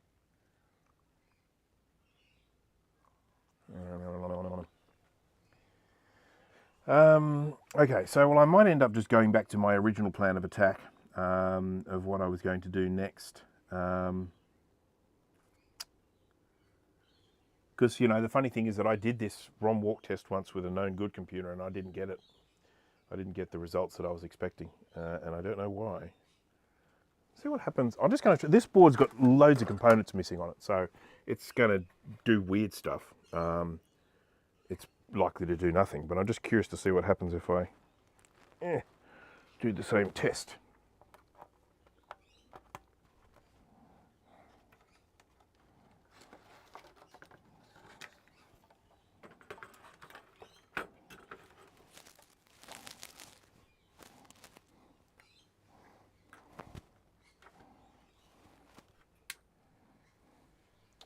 See what we get on this one, if anything.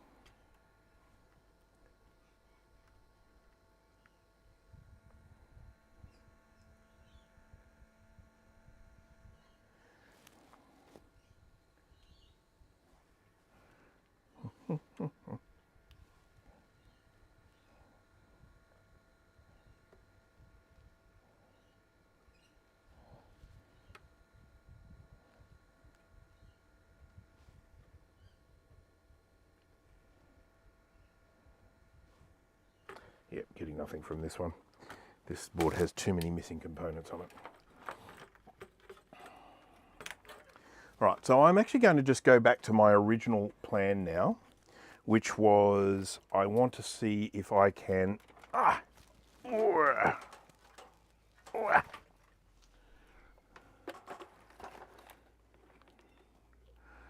want to see if I can find any more of these problematic vias. Because here's the problem. We have all of these vias here. Yeah, here's my mouse. There you go. Super chat. Thank you. £2.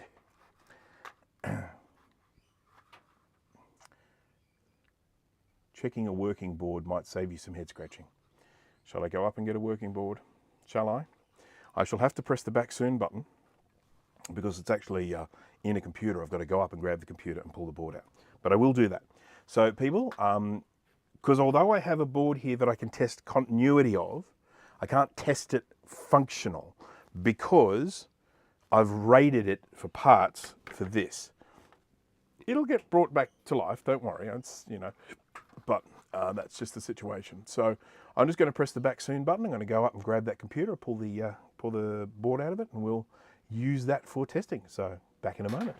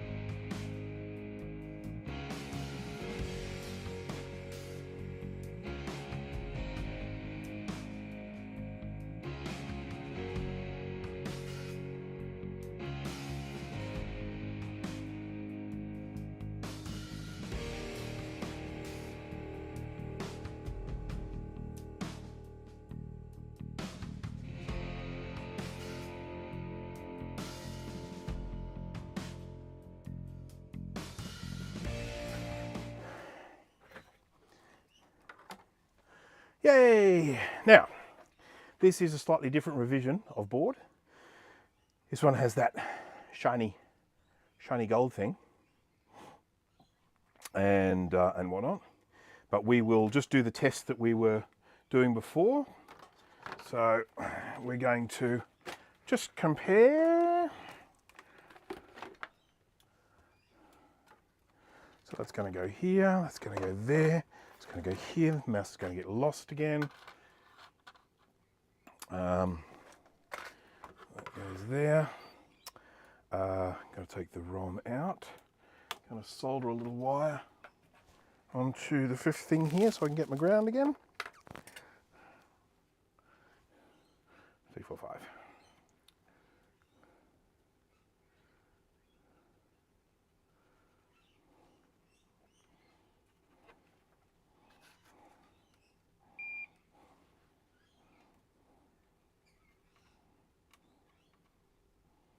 Ow. Okay, so let's bring this back up.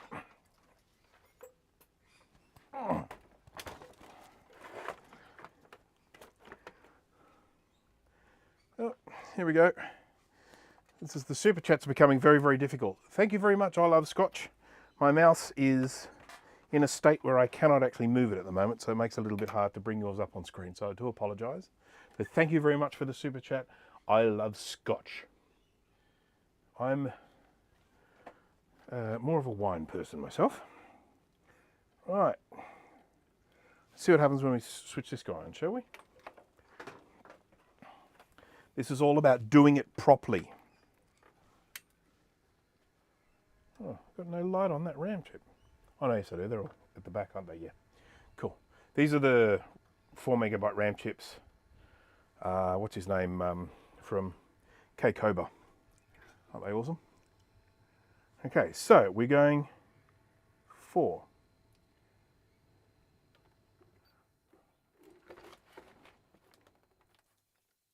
Okay, look at that. Look at that sexy square wave.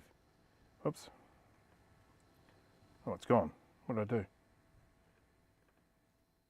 It's there for a sec. What have I done?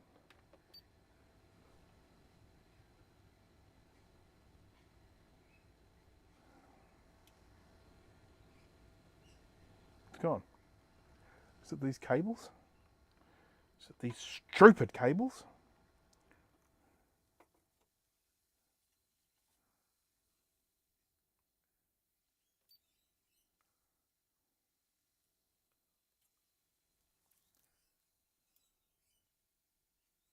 Let's switch him off.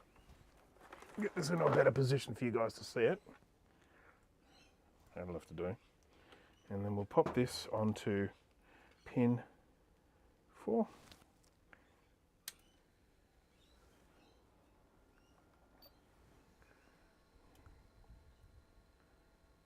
Okay, there it is. Frequency 1.3 megahertz is what we have here. And if we look at the guide, there's 1.3, and then next one is 650 something. So this is what we want. We want these gradually halving in size. So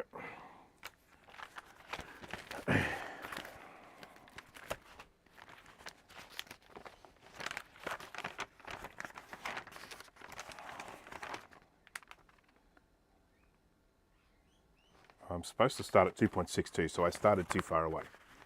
So that was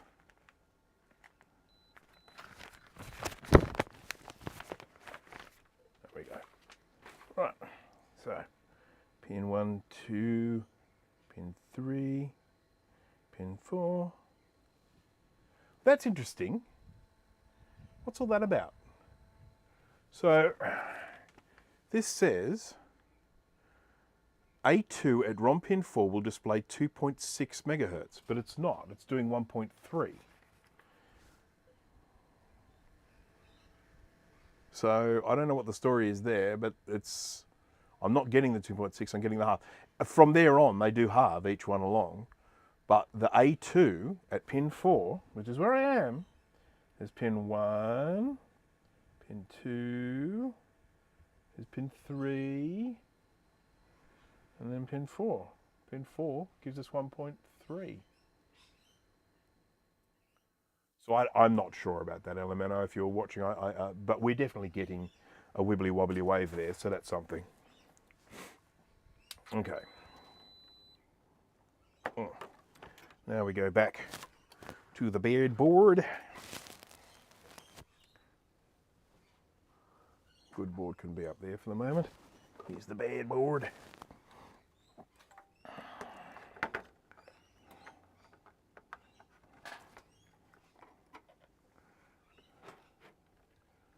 Okay, we do the same thing. We put this one here. 1, 2, 3, 4. Here's pin 4. Switch them on. Oh, getting something. I'm getting a bit of wibbly wobbly here. Look at that.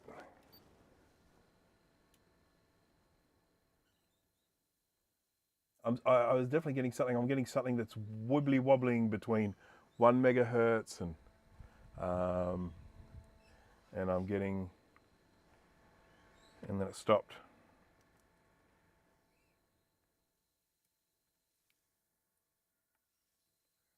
So it's gone now, but for a moment, I had something that resembled a fairly unhappy frequency,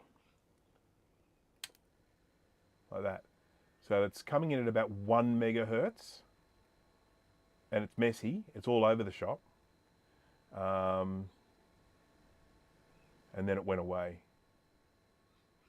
after a moment. There, it's gone.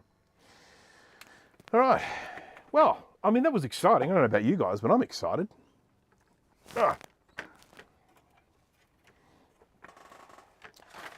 Now we need to get back into trying to find a problem.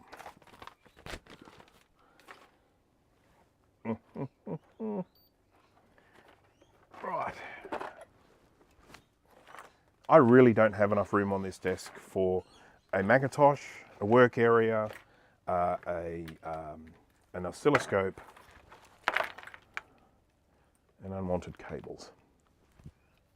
So excited, I almost stopped breathing. All right, I've got the mouse now, so I can do this. You got birds. These, the location of my workshop is in the backyard. So I'm in the backyard. And in my backyard, there is also a gigantic ficus, a really, really big fig tree. And it brings a lot of bird life. So you will hear lots of bird noises around here.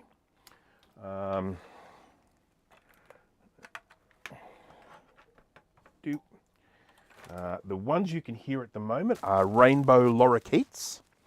So if you want to get a bit of do a Google search for rainbow lorikeet, Lorikeet, you will see a picture of the absolutely gorgeous bird that is making that noise at the moment. Very, very pretty birds. And thank you very much for the super chat. All right, just want to have a look at these. Okay, that negative, oh, that's bad. So look at that negative, bad. This is my extension cable.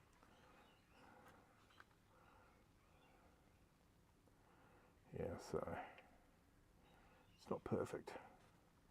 Definitely not perfect. I shall have to try and sort it. You know, if I just had a whole stack of these things, which I can probably buy, I could just make my own cables. I'll just get some really good quality cables and do it myself. Am I off by a pin? Check A1. I did. I mean, so essentially what happened was I checked A1 at pin 3. That gave me nothing. So I checked pin 4. So I wasn't getting anything at A1. Well, actually, that's not true. It wasn't showing up on the scope. I mean, it might have been something way out of range of what I was set up at. But pin 4 was giving me the half, the 1 point, not the full amount. So that was the, yeah. Looks like my probe needs to be adjusted, by the way. Why? What's wrong with my probe?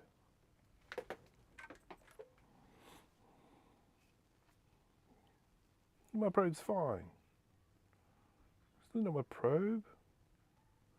I went 1 times on that one. Oh, on this one.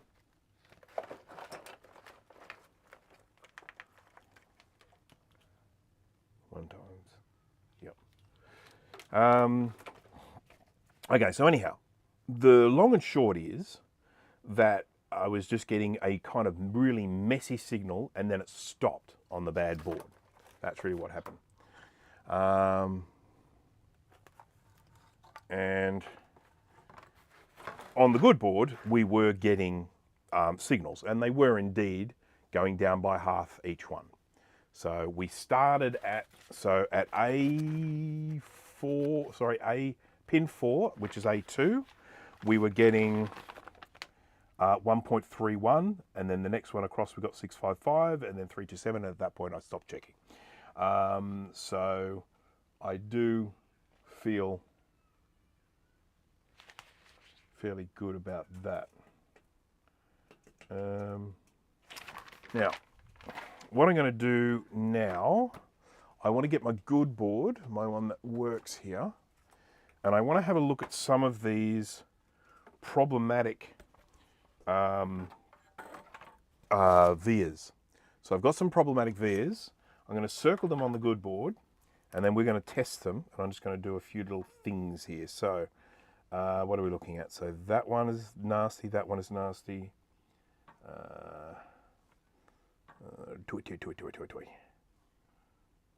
That one we've already fixed. That one is nasty.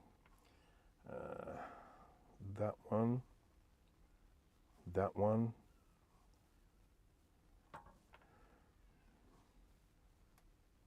That one. That one. That one. That one. That one. It is unfortunate that this part of the process is very boring. And if it weren't for the fact that I've had all you guys along for the ride for so much of this, I would probably not even bother live streaming this stuff. I would just do it my own time. I'd cop a lot of crap from Jay from the House of Moth. But I would probably just do it without live streaming, because I sort of feel like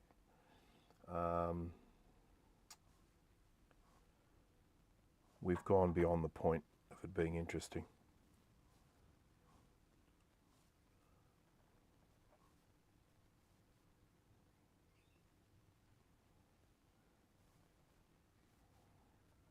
Okay, pretty much everything in this cluster here is nasty.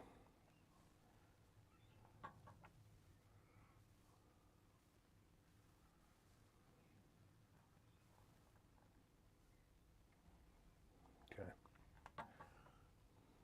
and there. Right. That's row of 3. Where's the row of 3? That row of 3 is all right. These ones up. That one's pretty nasty. That one's pretty nasty. Okay, so what I am going to do at this stage, I might have address lines shorted. I don't want to hear that. But you're right, I could well have. Let's test that. That's relatively easy to test. That's a good board. Let's not test that one. This is a bad board. Let's test this one. So what we can do with you testing that is down. There we go. So I will get the old fluky Duke for this one, because I need really, really fast response on the what do you call it? The continuity test. And the old fluky Duke is pretty good with that. That's why it costs so much money. Minifit Junior 14. Yes, I need to get. Okay, so I'll just explain something about the Minifit Junior. Ultimately, what I want to be able to do is buy it sort of locally. So I'm pretty sure my local electronics store sells the Minifit, but a smaller one. But the little metal parts are still the same. So I can just still use the plastic from this and then just redo the little plugs that go in. Right, so starting from 4. Let's just check. Okay, cool. Starting from 4.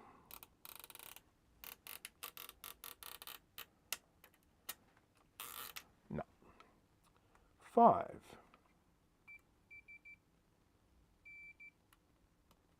Okay.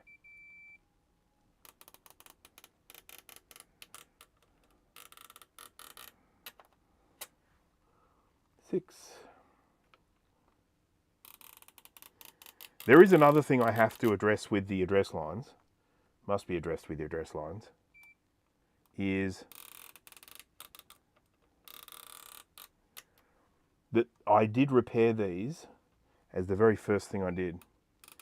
And there is always the possibility that I have now that something has come undone from something I did before. 1, 2, 3, 4, 6, 7, 8, 9, 10, 11, 12, 13, 14, 15, 16, 17, 18, 19, 20, 21, 22, 23, 24, 25, 28, 29, 30, 31, 32, 33, 34, 35, 36, 37, 38, 39, 40, 41, 42, 43, 44, 45, 46, 47, 48, 49, 50. 1, 2, 3, 4, 5, 6, 7, 8, 9, 60. 1, 2, 3, 4. Is that right? I feel like I might have missed one somewhere. 64 is right, isn't it? Yep, I think so. Interesting, and I'm learning things. Well, I'm glad. All right. So let's. We've got here. If we look at the matrix, the address line goes from pin 4 to 9, and then 31 to 45. So I think we've already done. There's 4, 5, 6, 7.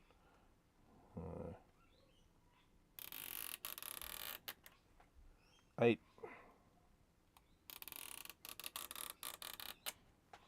9, 10.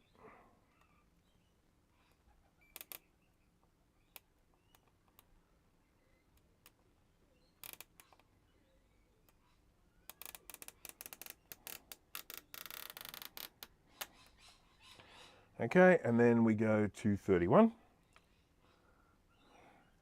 31.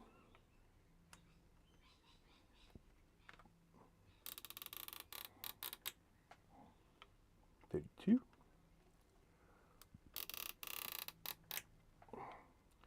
33. 34. 35. 36. 37. 8.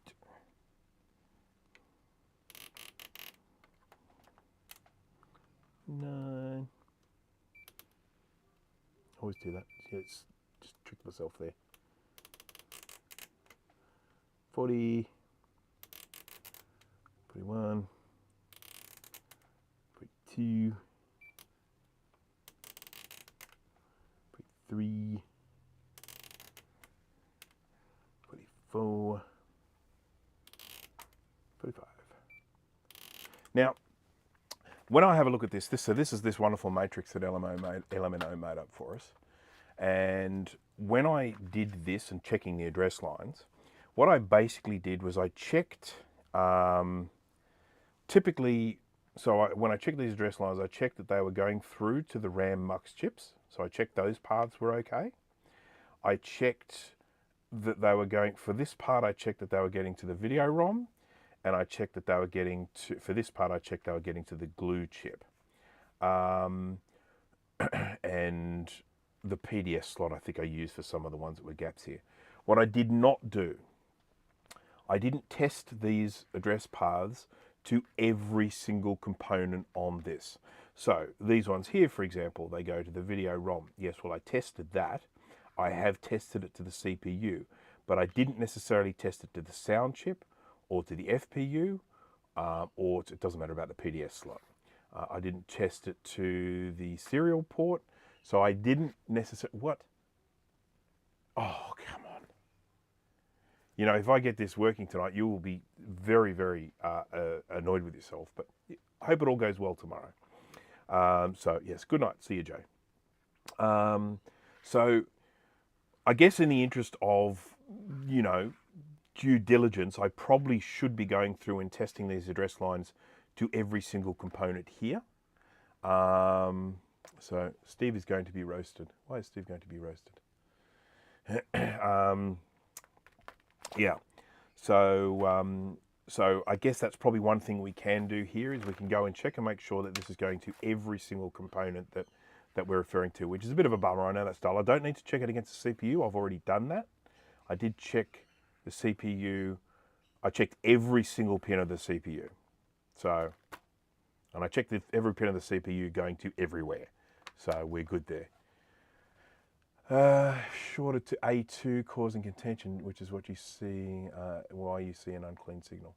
So, I guess what we can do is, well, one of the things that we can do with that is we can use my little brush like this. And unless, of course, there is something else that is impacting that signal somewhere else, I'm just wondering about that, but okay, 1, 2, 3, 4. Okay, so where should we be going with this? Okay, with pin 4. First thing I'm going to do is check and see everywhere that A2 should be going to. So A2, which is number 4 here.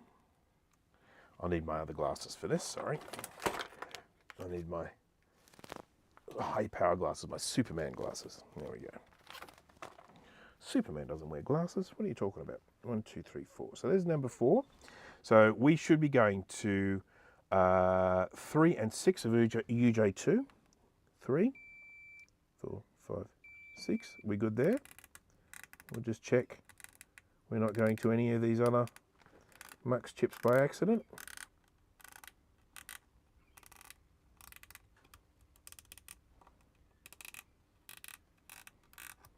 Okay, good. So we're going to pin 3 and 6 there. We want pin 8 of the video ROM. 1, 2, 3, 4, 6, 7, 8. We're good there. And let's check any other pins. No, cool. We're going to pin 8 of the video ROM. We want pin 4 of UC8. UC8. 1, 2, 3, 4. We got that.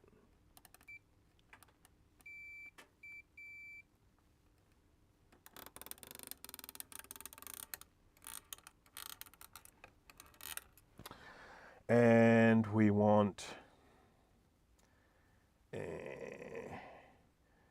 37 of UG12.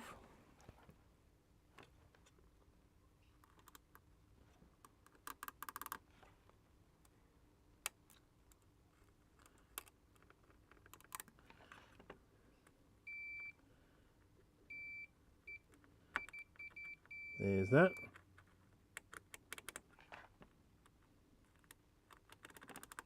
Pin 37 of UG12.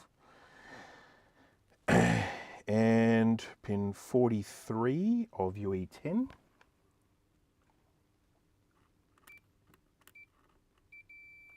We're good.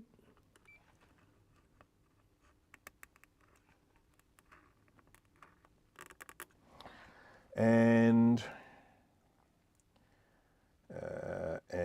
we've done the CPU, that's D13. FPU is 24. That'll be probably down this side, I think. Yep. Yep. And then the other is the PDS slot. Not going to worry about that. Yeah, I have a lot more to check. Yes, I know. What I haven't checked from your guide is whether the clock signals are everywhere. So that is something that I do want to do, because although I have checked the clock signals in a couple of places, I haven't checked them everywhere. So your guide has all of this wonderful stuff here. I've tested the reset, that's all right. I've tested the reset circuit, that's all good. So I sort of feel like this is a good step to check. The clock is stable, but I haven't checked to see whether the clock is everywhere it's meant to be. So what I've done is I've gone and I've tested the clock at, what was it? It was at the FPU. And I know that that connection between the FPU and the CPU is fine. So I'm sure I will be getting a stable clock signal there, but I haven't gone in and checked the clock signal here at all of these. I'm pretty sure they'll be okay because I'm sure I tested the continuity of those, but you know, again, we want to be sure, because we can head down a path and realise that we're on the wrong path. Okay, there we go. On she comes.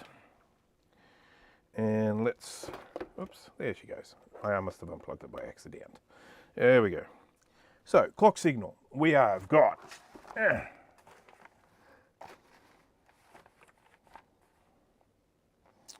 3.9 at UI8 of the glue chip.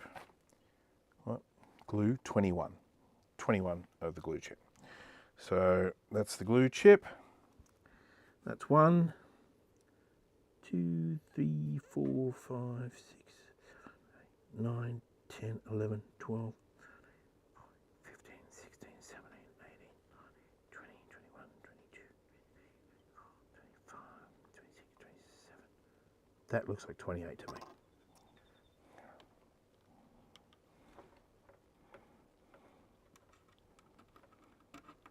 I have to switch it on to test this.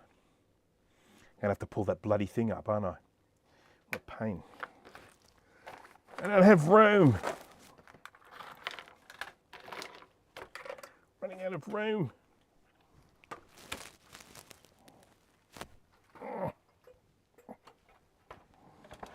And use my dicky cable that's nearly dead. That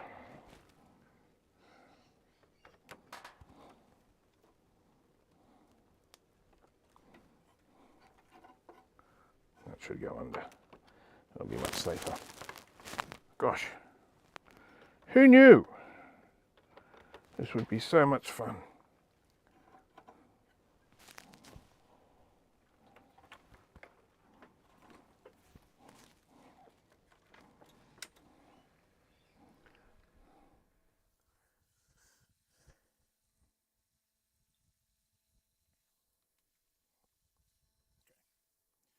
All right, so let's get to this again.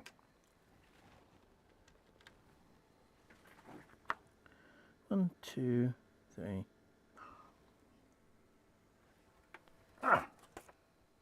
This is UI8.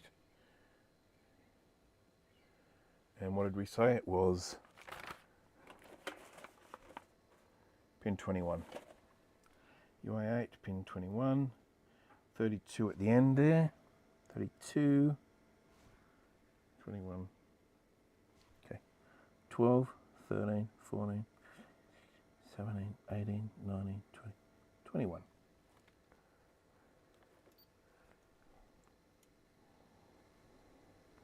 3.7, 3.68, 3.69. That is, what it was 3.9 is what it's saying, so I reckon that's close enough, don't you? 3.7 versus 3.9. It's a little bit ghosty though, isn't it? A little bit ghosty. Why is that? Pin 26 of ADB.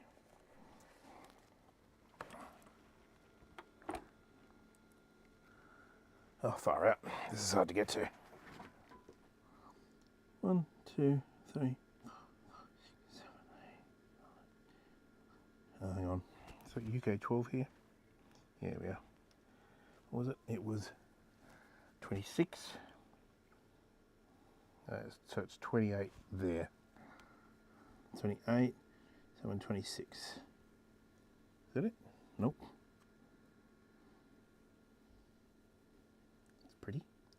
4.8 volts.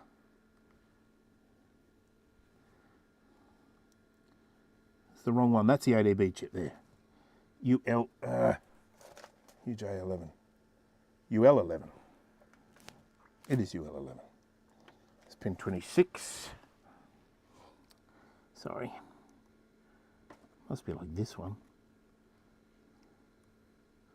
There aren't that many pins on this one. There we go. So I've got that same sort of ghosty effect, so I'm not overly thrilled with that one. I don't know if that means anything. I don't know if the fact that it's sort of ghosting like that means that there's a, you know, a problem somewhere, but, you know. Oh, I suppose I've got that serial port. Is it UG12? That UG12. UG12.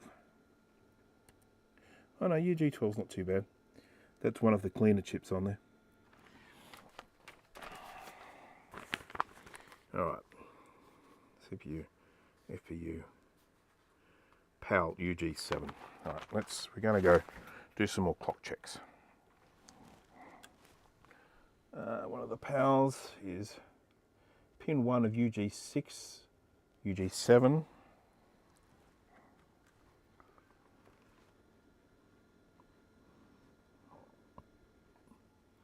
It's nice, beautiful, it's steady. UG7.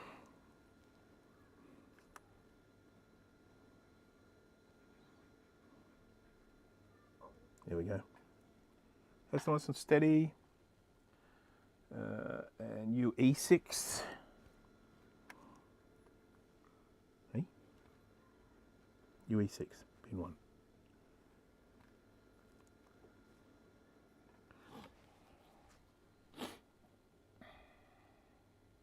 Oh, that's pin 2, sorry. UG7, UG6, UE7, pin 1. Oop. That's neat. Neat. Neat. And then on this one, it's pin 2. Well, that's neat too.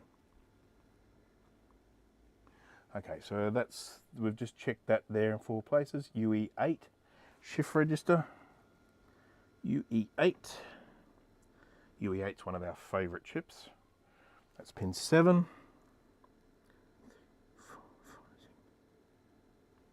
Hang on. UE8. 1, 2, 5, 6, 7. Pin 7. Swim UJ11 26. Swim. I like to swim. That's it there, wasn't it? UJ11. UJ11 swim 26. Oh crap, it's come off.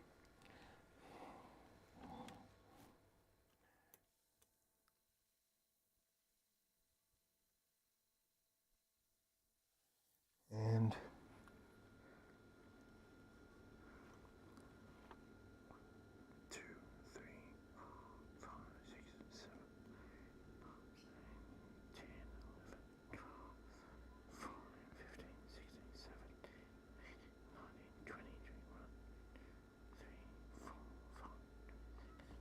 it is 26 and then 14 UE10. UE10. UE10. UE10. Wow, there it is. And that's 14. 2, 3, 4. I know which one it'll be, I'll bet. I bet it's that one. Yep, it's that one. All right, so we have just checked the main clock at every one, at every location that it's meant to be, and we are getting our nice steady clock signal there. So I'm feeling pretty confident about that. What I'm still not sure about is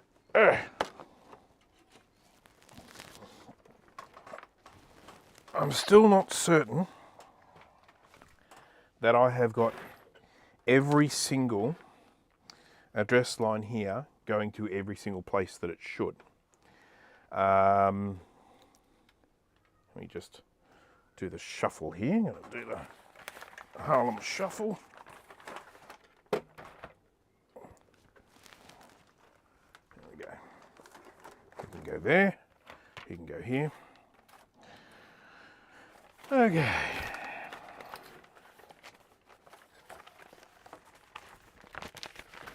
All right.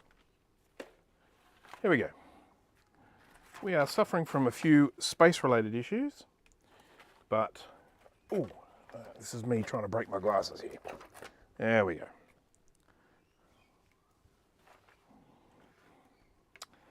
All right, so what I was doing before I started checking those clocks was I was checking to see some of these vias, which I'll just jump across and change views now, scope view. Some of the vias that I've got here, some of these are pretty nasty, and I am concerned that there may be, with some of these, particularly these ones that are open, that they may not be going between layers. So what I may have an issue with is I may have an issue where I've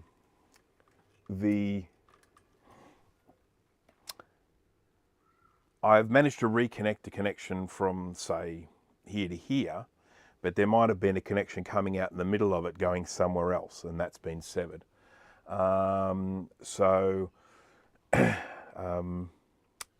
I guess what I will start off with is I'm going to get this good board.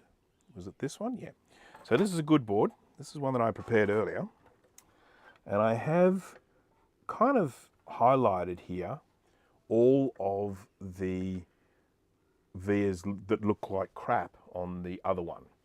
And what I'm thinking that I will do, I'm going to just check these to see if any of them, oh crap, go to the address lines.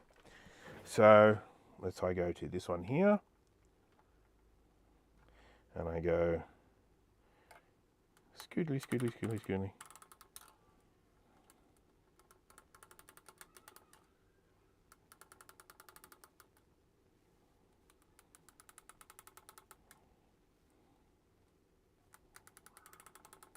No. This one. Just make sure that I've actually got these plugged in. Yep, good. Okay, cool.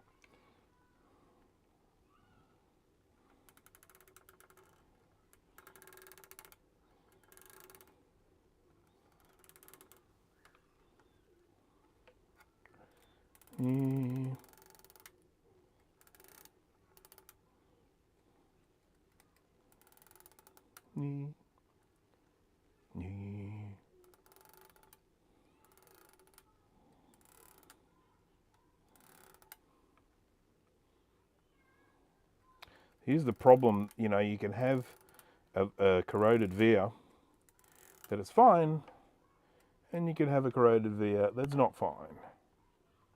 And it's just the luck of the draw.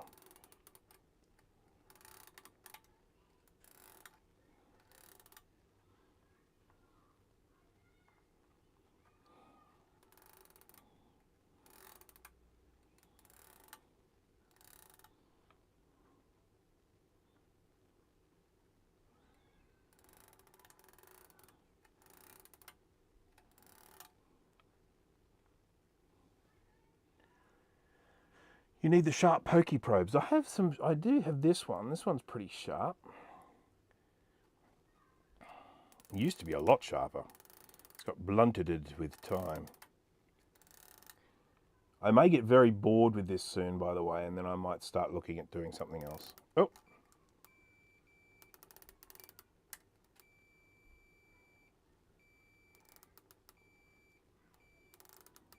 That looks like it's probably, yeah, that's going to power that one there. I have already checked to make sure that we're getting power to the ROM.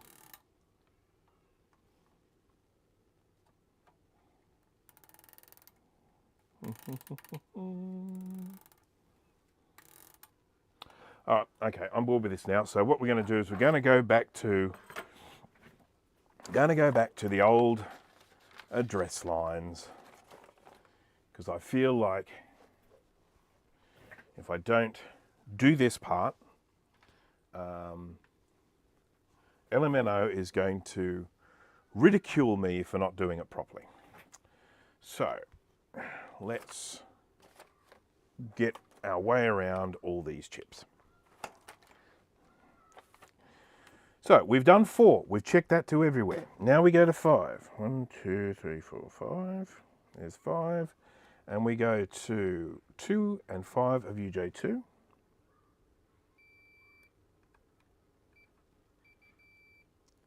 Two, 3, 4, 5. Cool. So you can make sure we're not... Oh, God, wrong frickin' board. For this part, we need to actually use the dead board. So, 4, go to 5. 2,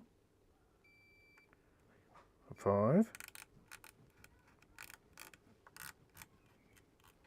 Okay.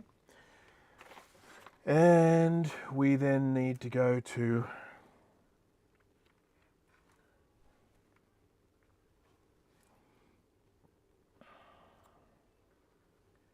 7 of the video ROM. 7. 7 of the video ROM. 12 of the Video Mux UC8. 12.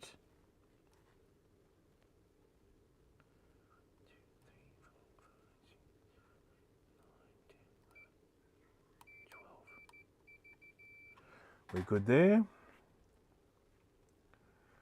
And sound chip 44. That's going to be up here somewhere, isn't it? Yep. Good.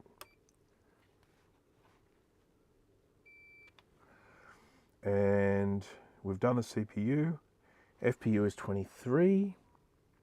It'll be down here somewhere. There we go.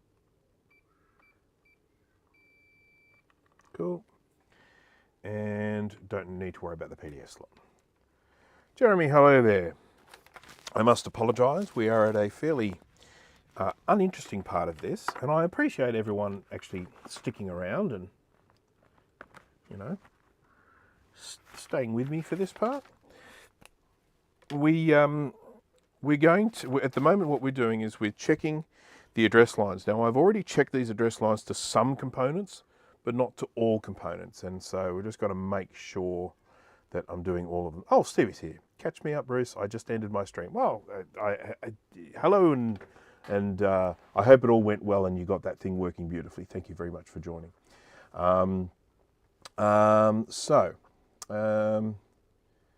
Is that CMAC? Do you know why the CMAC repair guide is not available anywhere yet? And I consider myself largely responsible for this. We've got in this section, we have replace with photo of crustier caps. Oh, can't see that. Top view. And we have here photo of rotten broken traces. I need to give LMNO some images for him to be able to finish that off, and I will get that done, I promise. So then this guide can be available to everyone. Now this is available to everyone. If you do a search for SE30 schematic, you'll get taken to a GitHub page. You'll find a GitHub page there, and you can download this as a PDF. This is part of this redrawn schematic that LMNO did, and it's absolutely fantastic. And then he created this address line and data line pin matrix, and it's just invaluable for this stuff. What I will also be doing is probably at some stage creating some of my own matrices, because there are a couple of things that I've wanted to test where I've kind of like, oh, I wouldn't mind a matrix of that component as well, and where things are going to it. So where we are now, we're getting CMAC, good old-fashioned CMAC. We all know what that looks like. It's on the thumbnail of this video. It's got that sort of weird pattern on the front there. We're not getting the proper frequencies at the address lines that we should be. I have gone through in the past and I have checked every single one of these address lines. You can see a little tick. There's a little tick next to each one. But I didn't check them to every single component on the board. And that is what I'm now doing. So, and I'm also checking to see that all those repairs that I did have held, because I did them in part 1 and we're now at part 5, and there's been a lot of handling of this board. It's been ultrasonically cleaned. Some of these may have broken contacts. So I thank you for that link, Steve. Good, Steve's got some yummy images as well.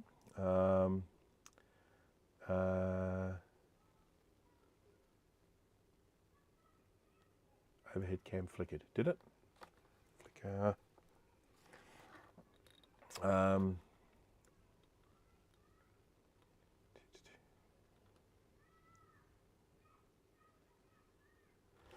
Okay, so let's continue with this. You know, we'll basically just go through and testing this. Takes a bit of time, but, you know, it's worth it.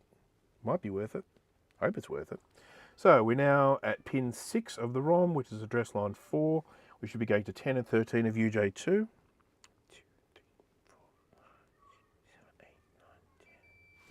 10, 11, 12, 13. Good. And we are going to pin 6 of the video ROM. We're good.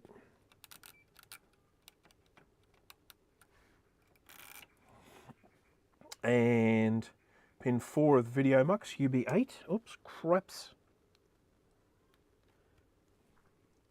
UB8. UB8. What was it? It was pin 4 of the video mux. 4. 1, 2, 3, 4. We're good.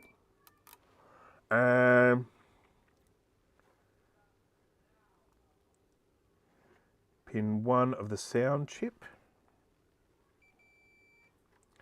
And we've done the CPU, FPU. I'm not too fussed about that, but we'll check it anyway.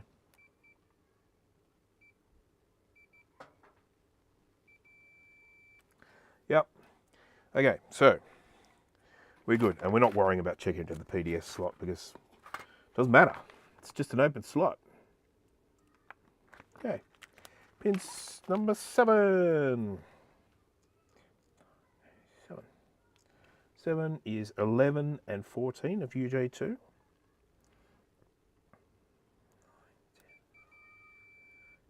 13, 14. Yay. And pin 5. Oops. 10, 9, 8, 7. Pin 5. Yay. And pin 12 of UB8. There's all 8, isn't there? 9, 10, 11, 12. It's remarkably good, all this. So that's 12. And number 2 of the sound. And that's it. Next one. This one is pin 3 of UI2.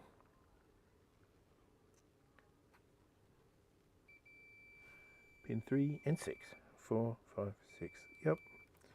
And pin 4 of the ROM. Yep. And pin 4 of UA8.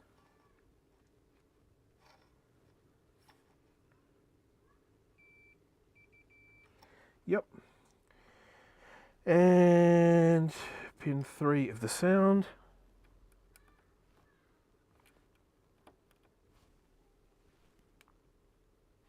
Not pin 3 of the sound. It says pin 3 of the sound. And what do? I go straight for the video ROM. Like some sort of weirdo. Okay, that's that.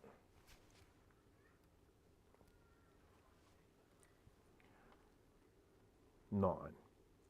2, 2 and 5 of UI2. 2, 5. 3 of the video ROM. 12 of UA8. 9, 10, 11, 12. And 4 of sound. 4 of sound, and then we've done CPU and don't need to worry about processor, excellent. And then, okay, so that's 9. Next we need to go to 31. 31.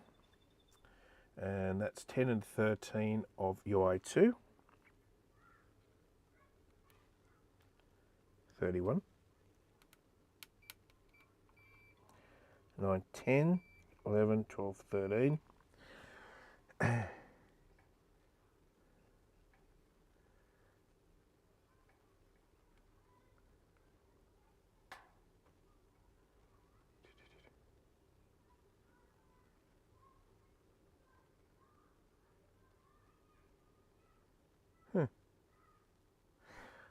I'm not going to be able to do that here. Okay, so that was 31. That one was 25 of the video ROM. 1, 2, I think this is 14, 15, 16, 18, 19, 20, 21, 22, 23, 24, 25. Pin 3 of UD8.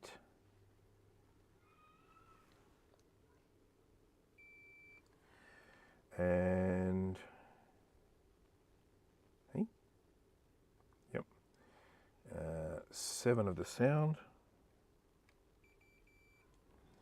And done CPU, and let's go. Kill.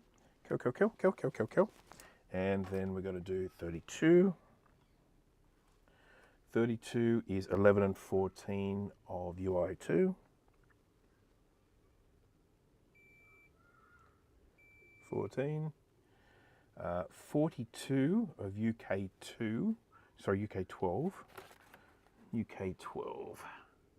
42 is 2 away from there. So UK12. UJ12. UG12, UK12. So 42 of UK12. So that is 1, 44, 43, 42. Yep. 42 of UK12, 42 of UK11.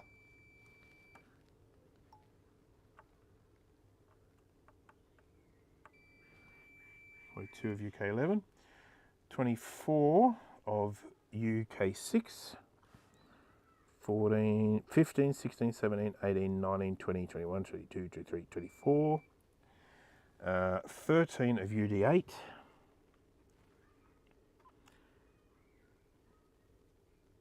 8, 9, 10, 12. Oh, okay, hang on. 1, 2, 3, 4, 5, 6, 7, 8, 9, 10, 11, 12, 13.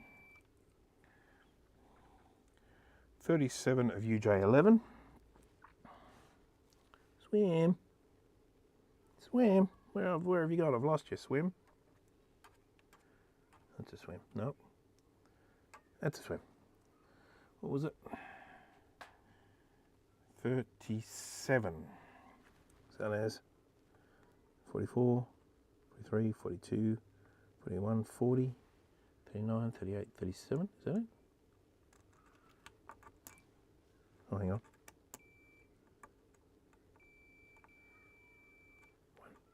Oh yeah, sorry, the wrong way. Went the wrong way around. It's there, okay, that's fine. 37 to swim. 8 of sound. 8 of sound. And those 2 are fine. So, I'm going to mark some of these off so I don't forget what I'm up to. So we got all the way down to there. Bing, bing, bing, bing, bing. Now, who thinks I'm on the right path here? Who thinks this is what I should be doing? Because if you think I should be doing something else, I'm more than happy to listen to your suggestions. Okay.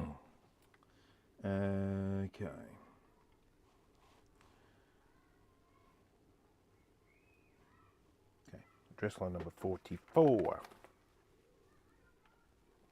I'm going to start, I went from the top down, I'm going to go from the bottom up for a bit, just to make it more interesting for me.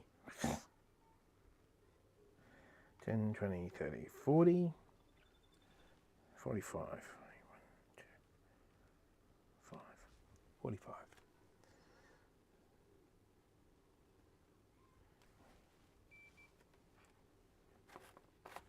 I think you're on the right path. Thank you, I appreciate that. 45, that's 3 and 6 of UI4. 1, 2, 3, 6. That is 58 of the glue. Where, who knows where the glue is? That's UI8. Here we are. 53. Oh, okay. Here's easy. That's there. Was it 53? No, 58. 53. 4, 5, 6, 7, 8. 58. We've checked the CPU, so that's fine. So 44. Make sure the pin headers are on the correct side.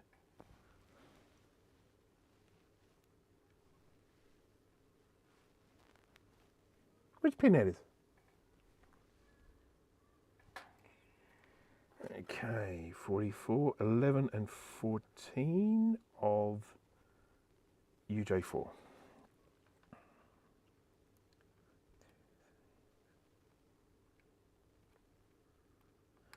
That's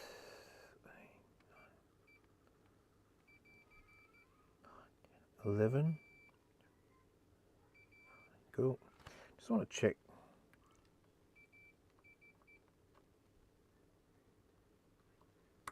Cool. Got some really fine wire work here. I just want to make sure that I didn't accidentally create a brudge. Right, so that's fine. That was 11 and 14. That's 44. 44. And he's, oh, that's fine. That's all he needs to go to. 43. 43 goes to 10 and 13 of UJ4.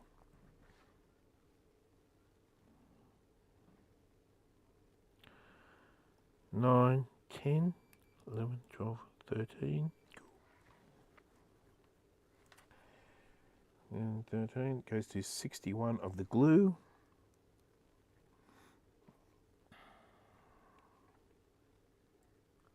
61, so that's 54, 55, 56, 57, 60, 61.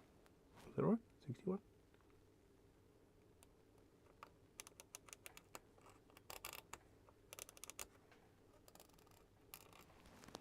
Am I on the wrong thing? 43. Should be going to 10 and 13. Oh, you've gone to sleep. Just remember, people, the flukes go to sleep without telling you.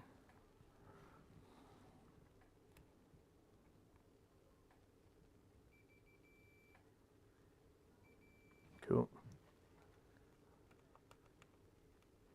There we go. We're good. So that was 61, and they're fine. Okay, next we have 42. 2 and 5 of UJ4.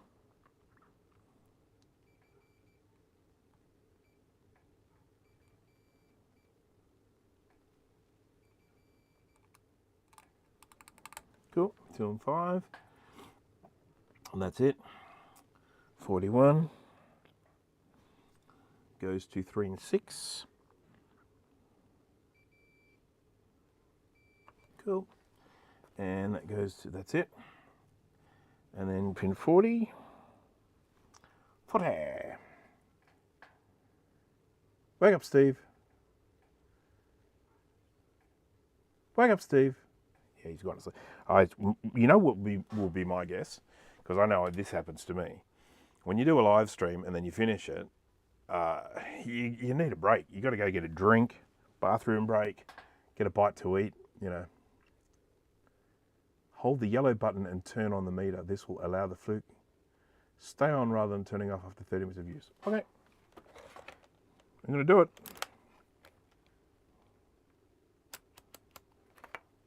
Puff. It says puff.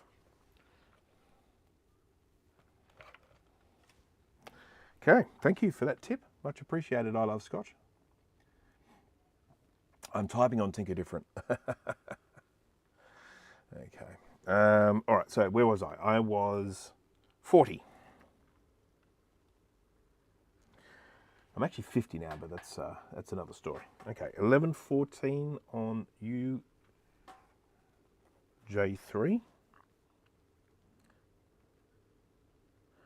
9, 10, 11, 12, 13.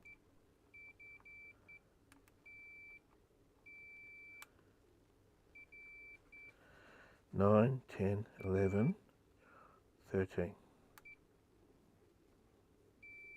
What? 11 and 14. Nothing wrong with me. 11, 12, 13, 14. That's better. 11 and 14. And 28 of the glue.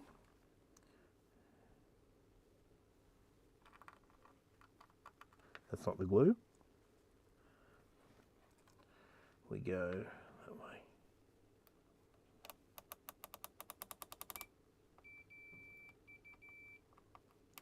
28 of the glue. We've checked the CPU, so that's fine. 39.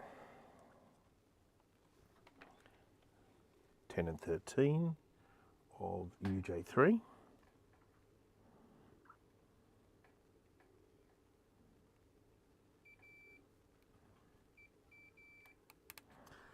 10 and 13. 41 of the glue.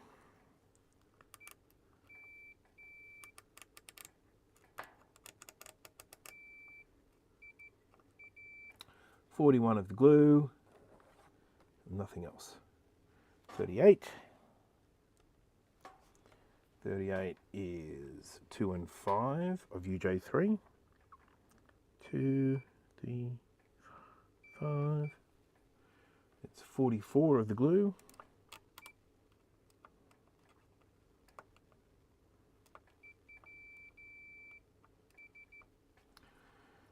And that's it.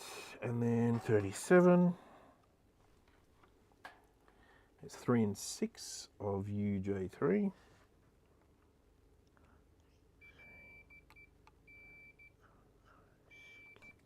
3 and 6. And then we have 45 of the glue. 45 of the glue. And that's that. So just going to mark some of these off as I go. So we've done ping, ping, ping, ping, ping, ping, ping, ping, ping. Don't have many to go. And then what? Then what?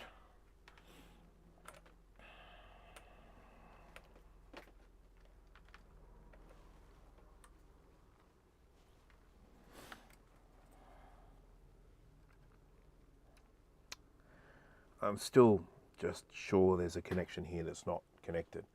I don't know if it is related to these address lines, but I'm just sure there's still a connection not connected. 30.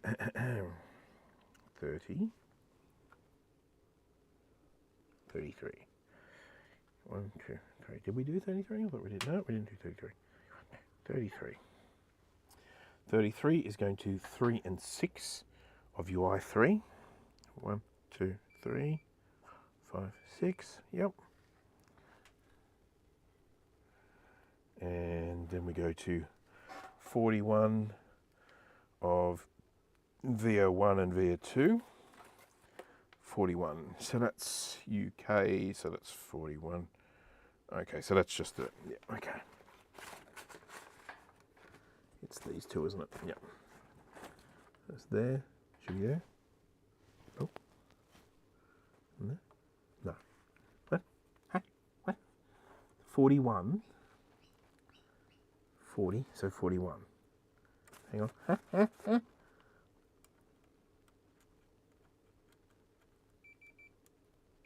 There it is. So it's 40, 41. 41, 41. Cool. And 21 of the video ROM. 15, 16, 17, 18, 19, 20, 21. And 3 of the UC8. 1, 2, 3. And 40 of UJ11. Swim. Keep losing the swim. There it is. That's the swim, isn't it? UJ11.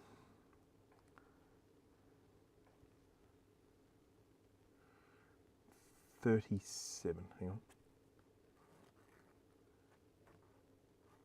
37 of the swim. Okay, so that's there. UJ11. 37. So it's 39. 39, 38, 37. 33. 33. Hang on. What? I'm just 33. So have I just been testing this on all the wrong things? 33. No, I just jumped, that's all. So it's 40. So that's the end. Hang on.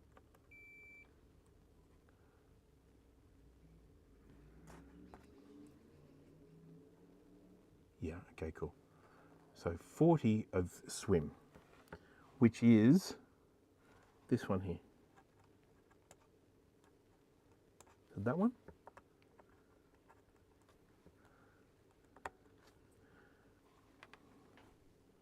I sort of feel like my brain is actually starting to break. Yeah. 40, 9 of the sound. Cool. And then those two are from 34. I'm glad there aren't very many of these to go, because I really do feel like my brain is starting to break. UI 3, and that is 2 and 5. 1, 2, 3, 5. Okay, then we're 40 of UK 12 and UK 11. That's these ones here. 40. 40. 23 of the video ROM. That's along here somewhere.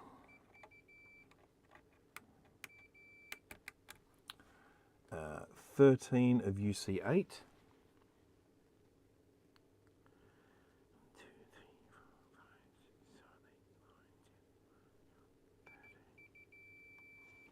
13. 41 of the swim. That'll be like here.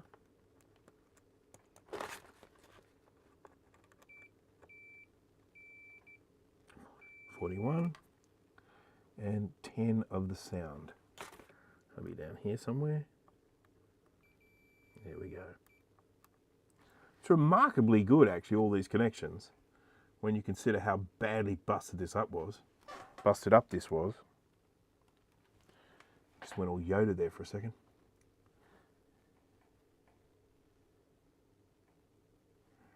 Okay. Okay.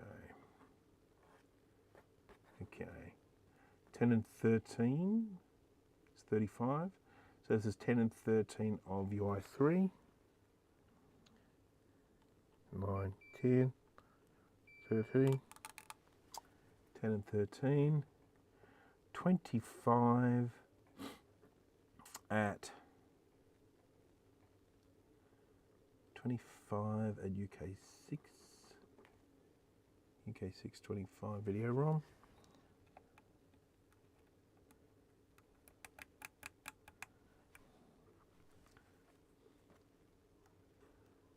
What? God, I'm losing. I am dead set losing my marbles. Pin 2. And that is 3 of the video mux UB8.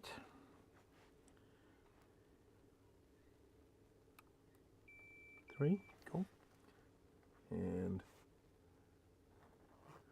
42 of the swim.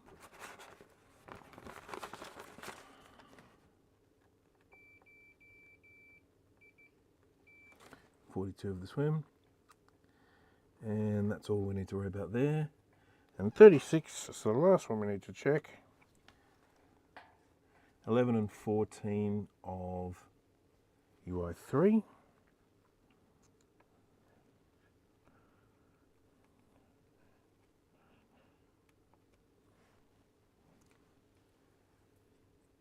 11 and 14. 1, 2, 3, 4, 5, 6, 7, 8, 9, 10, 11. What am I doing wrong? Okay, 36. 1, 2, 1, 2, 3, 36. And then we are UI3, 11 and 14. UI3, 11 and 14. 8, 9, 10, 11. I do appear to have a break here.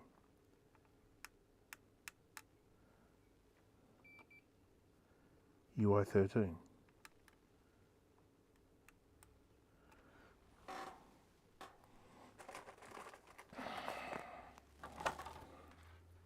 .36, 30, UI, oh, yeah, UI3. Yeah, okay. I was looking at the wrong chip. It's because the screen printing is almost completely gone on this, so. 1, 2, 3, 4, 5, 36. Yep. Okay. 28 of the glue.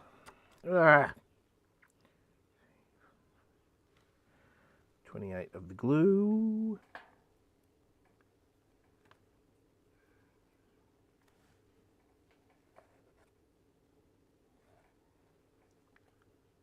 Or not.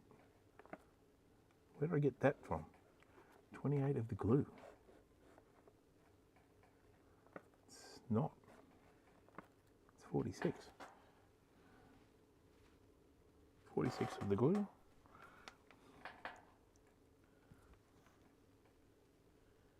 46 is going to be along the bottom somewhere. Yep. And 13 of UB8.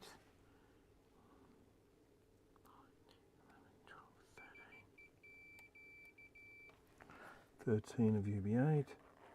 And that's it. Right, so we've checked all of those. Now, there is another thing that we need to think about, and that is that this board has voltage and it has tweezers on the ground. This has voltage and it has ground. And there is there's always a possibility that some of these chips are not actually getting powered up. I have to run. Thank you for all your help, Elemino, much appreciated. Good luck. It's good you're checking all this, but I don't think it'll solve your problem. I still think something is shorted to A2 at least. Your patience is admirable. Yeah, I just don't know what it could be. We'll look. We'll look. We'll definitely look. So yes, as I say, one of the other issues that I have is that we've got chips here that all require, well, not all, but some of them require power. They'll have a VCC, so they'll have somewhere where they're drawing voltage, and then they will have, ground. They'll be going to ground, and they could be getting some of these VCC and ground from here. So some of these chips may not actually be getting power, and so I think we probably need to test that as well. And we can do that with the schematics. It's fairly straightforward. We just have to, check. So, let's have a look here.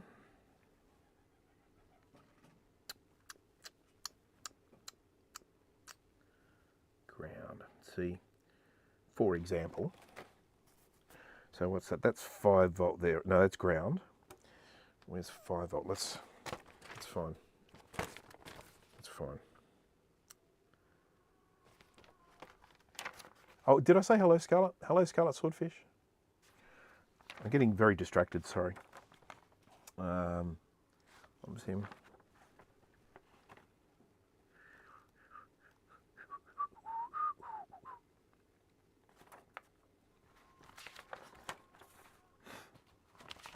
What did I want to look at? I want to look at the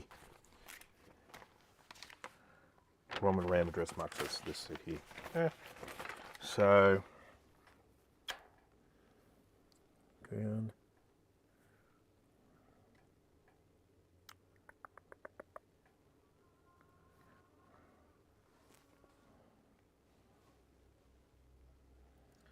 RC Mux. RC Mux, RC Mux, RC Mux goes to page 9. Do we have a page 9?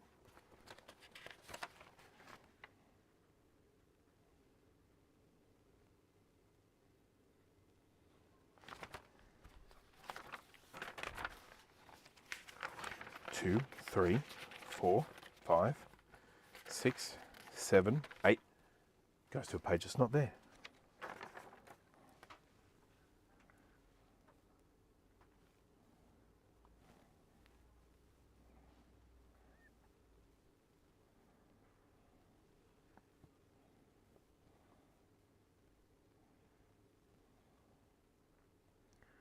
So pin 20 of your H7 power. That's VCC. Pin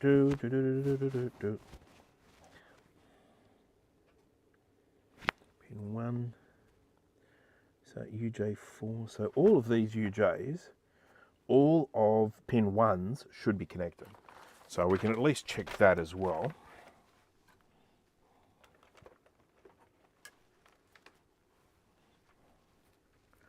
So pin 1, 1, 1, 1, 1, 1. Yep. We were able to check that without too much difficulty.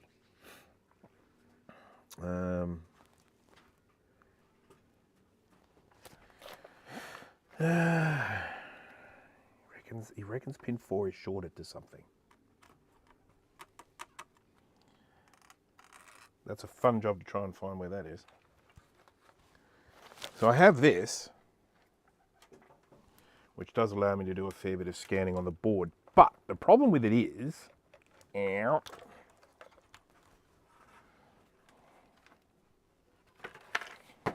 so what was it from this side? So we go 1, 2, 3, 4.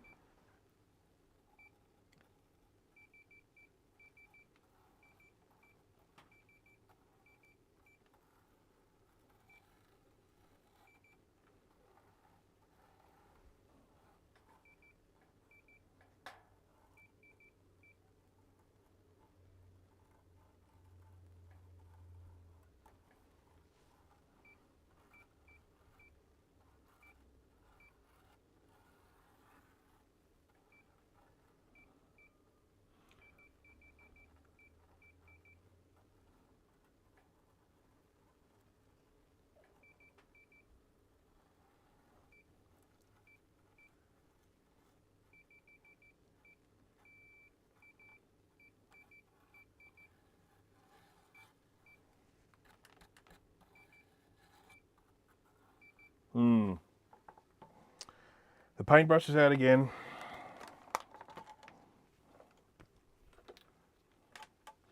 So we find all these areas where, where we're getting continuity here, but a lot of them are probably correct.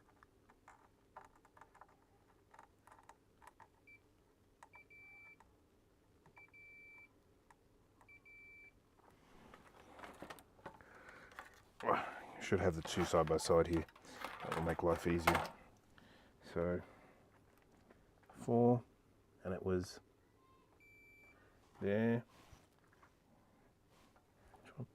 There. So there. Yep, that's fine. 4.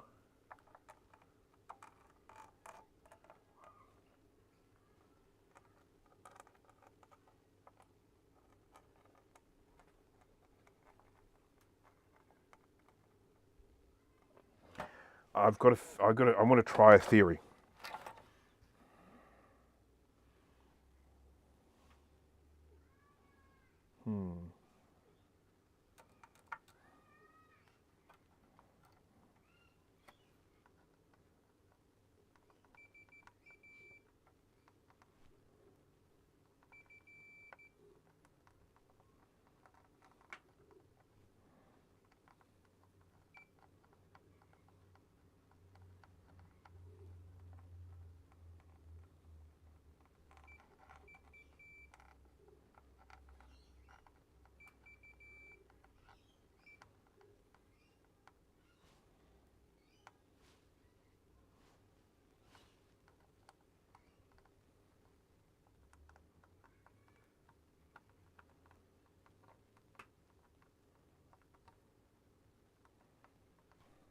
Oh, it fell off.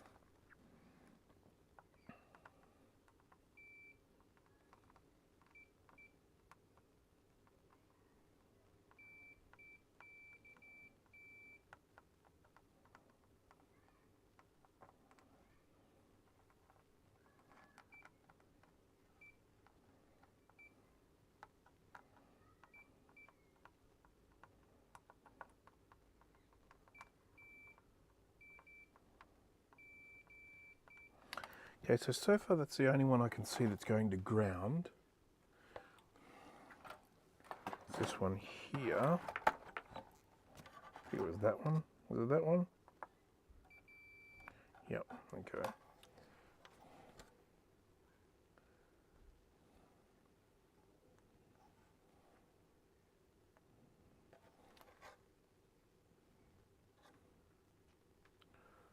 Three in a row. I don't freaking know.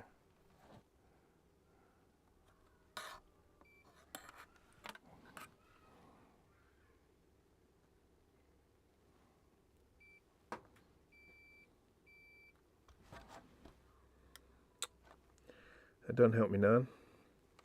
That don't help me none. Right.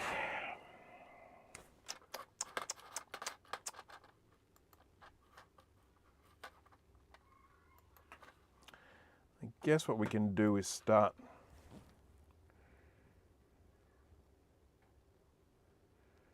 PCB I'm trying to fix it all conformal coated. Yeah, that kind of sucks.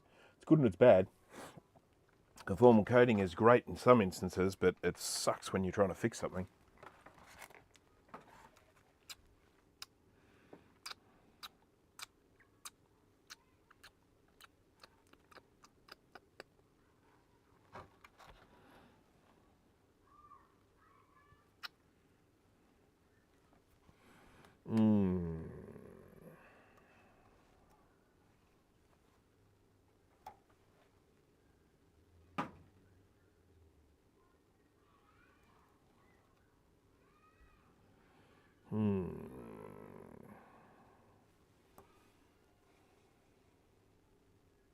On trade boards. One of the big problems that I have with these, and I have explained this in some of the other live streams that I've done in the past, is that a lot of the time when I get to a certain point with these, I spend large amounts of time sitting and thinking, and that's extremely dull to live stream. So I am.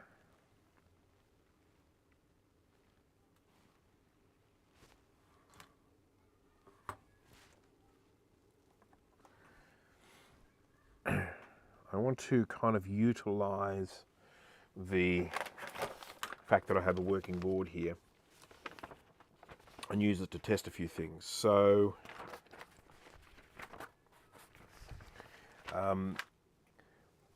my biggest fear is that I still have a broken connection somewhere, but where is that broken connection? Who knows?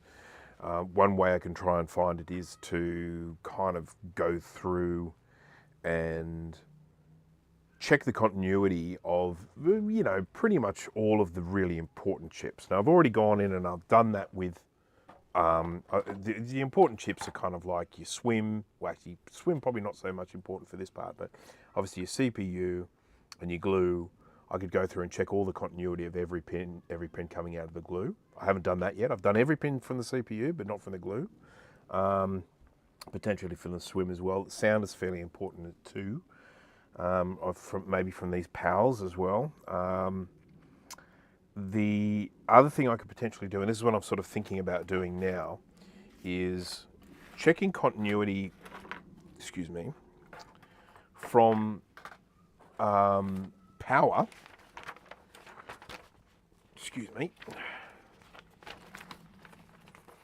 No. I think that's in this one. No. This one. No. Nope. Nope. Nope.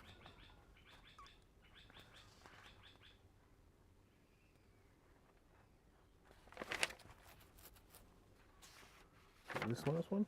Oh, of course it's the last one. So what I can do, I can look at some of these 5-volt scissors.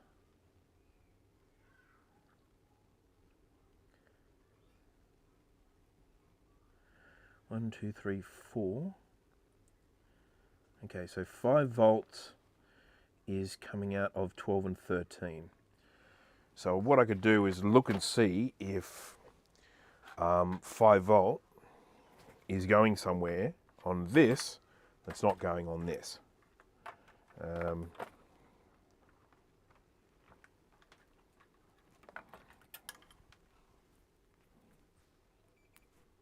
So it's saying it's 5 volt is 12 and 13. So 14, 13. So that's my 5 volt there.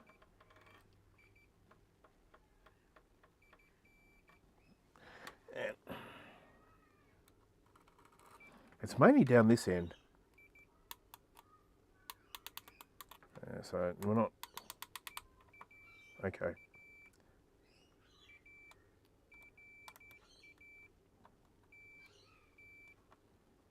All right, so what we should have is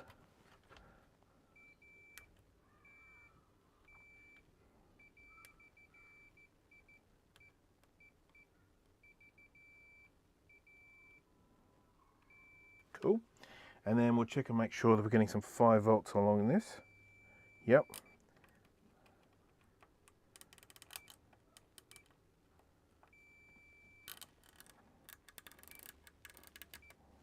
I have actually gone and checked all of the voltages on there. And if you have a legit bad component on the board and the board is good now. Yeah, maybe. Okay, so what I've swapped this and this and this and this and this and this. So all these ones have all been swapped.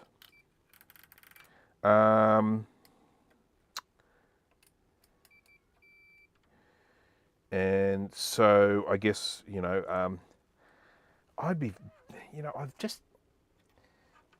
I've had some of these fail, these guys here, in the past, but I wouldn't have thought that would be stopping me as entirely as this is now. But you never know.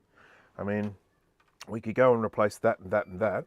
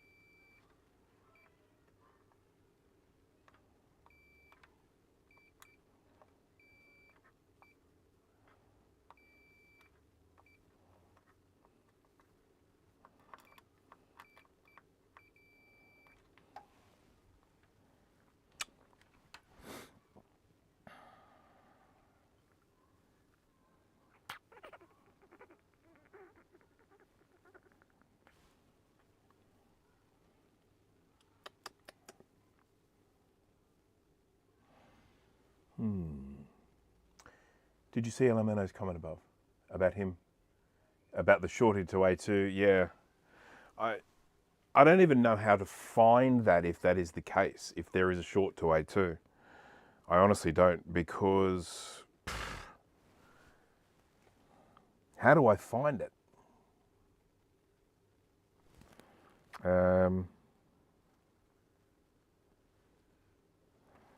Because I can, you know, I can go onto A2 and I can try and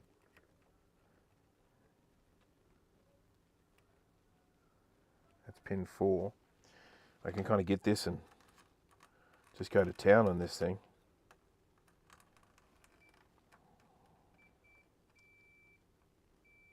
UC8, that's where he should be, I think.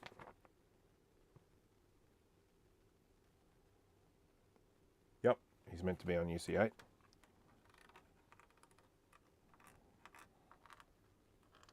Should be on the sound chip.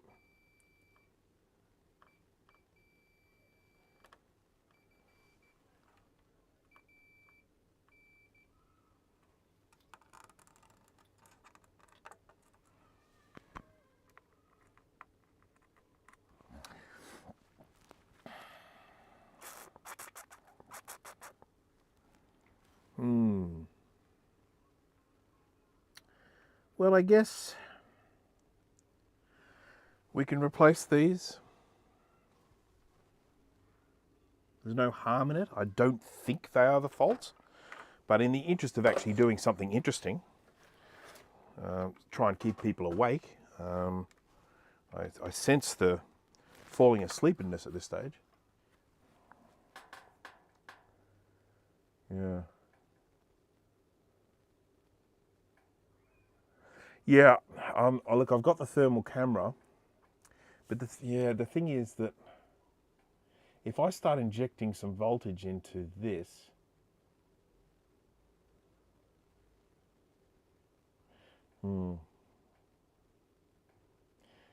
see, if we're going to have a short, it's more likely to have a short from one address line to another address line, not like a short to ground or something like that. Oh, my phone's ringing. Oh, it's my wife. Please excuse me a moment.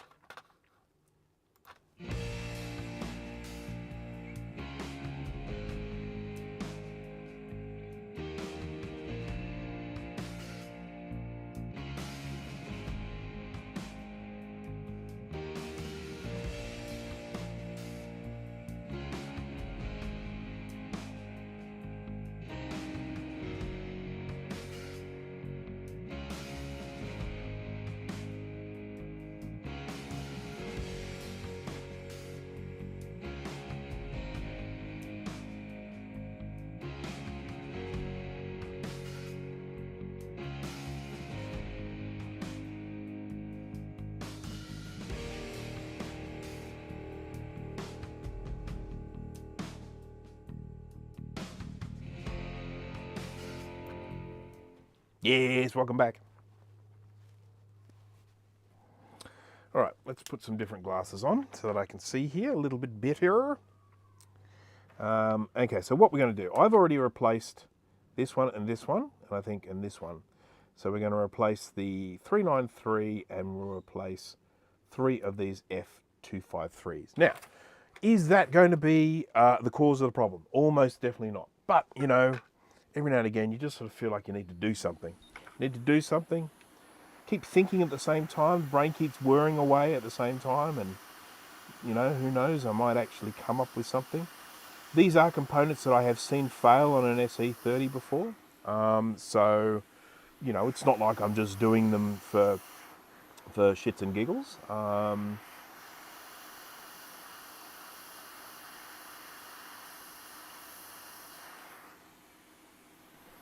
And then what we can also do, which I'm going to do sort of something along the lines of what was suggested by I Love Scotch.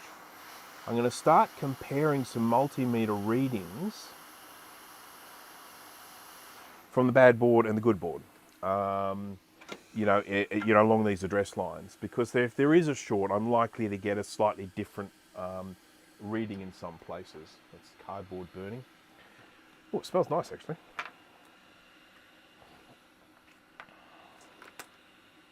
I need to get more flux. Actually, I've got some supplies of flux here, don't I? I brought a whole stack here. I much prefer to be using my, oh, that's V3. That's sample 88. The rest must be in the house. I might have already gone through all of my good stuff. I've got so much flux here at the moment, but they're not all necessarily the ones I want to use.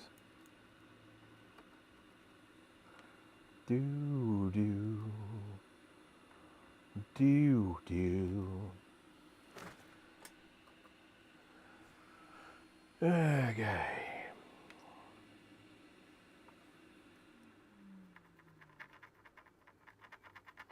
I will get some resistance differences on my other board to this one because I have got fewer components.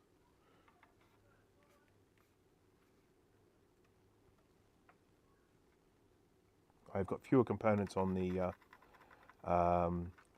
board. Some of them are resistor nets, and so they are going to impact on the resistance that I get on certainly some of those lines.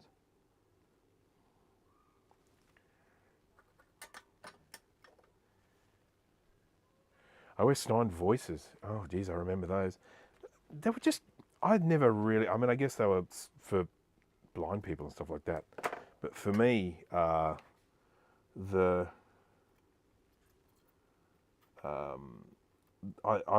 the voice stuff on the OS was never more than a gimmick for me.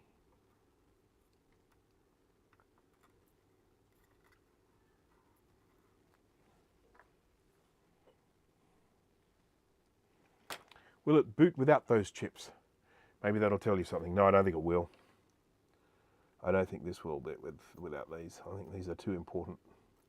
Importante.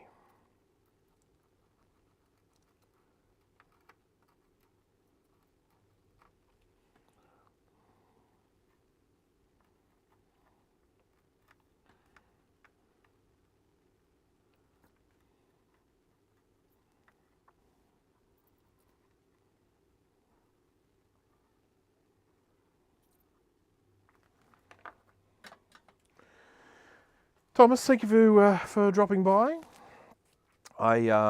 When I finish live streaming here, I am going to quite literally be just sitting here, assuming of course I don't fix it, during the stream. I'm going to be sitting here poring over it for hours to come, and I'll be thinking.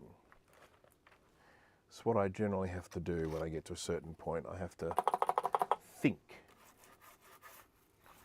And it's just a bit of a strain. Okay.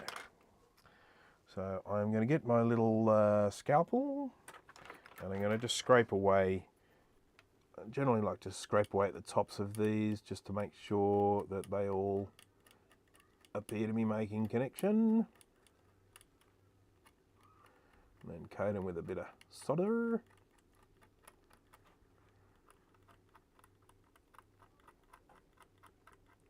These will look really good.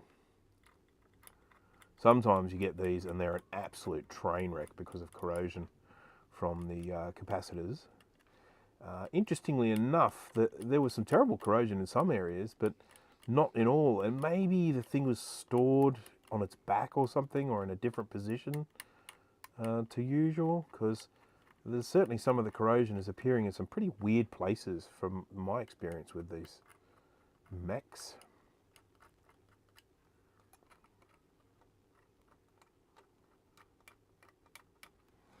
Right. One of these had a glob of solder on it. Which one was it? Which one was it? That one. There we go.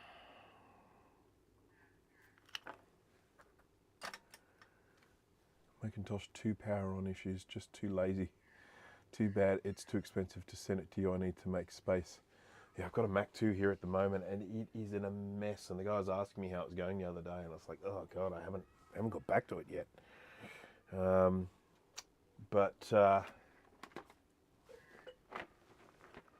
F393.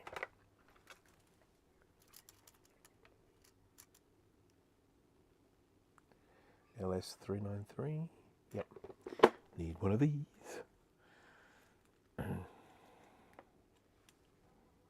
I've actually got 3 Mac 2s.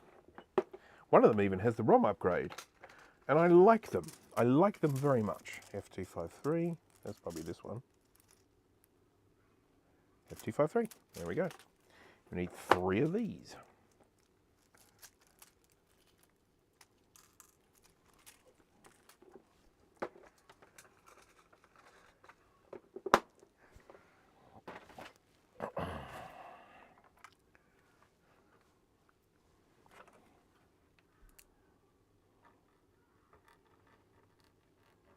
With a lot of the repairs that I do on these old Macs, I've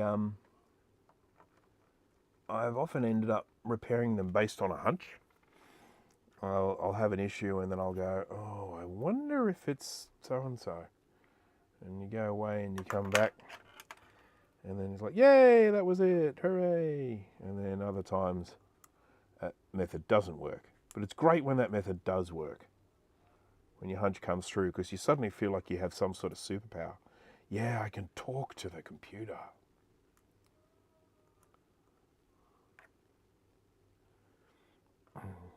Dr. Doolittle for computers.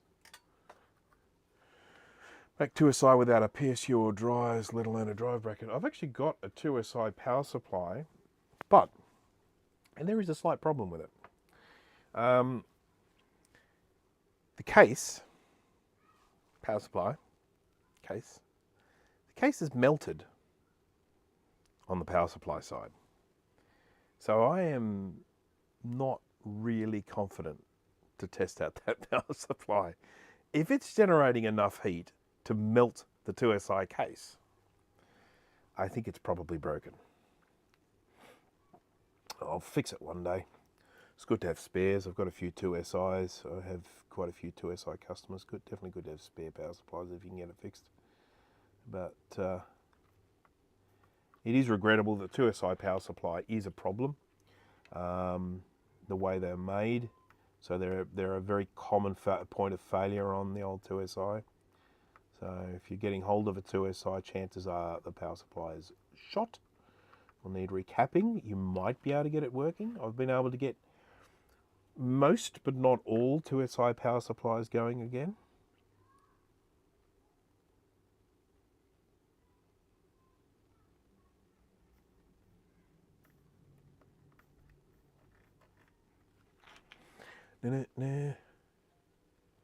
Just for the power connectors. Yeah, I raided a power connector from one of the dead 2SI. But having said that, those connectors themselves are just Minifit Junior.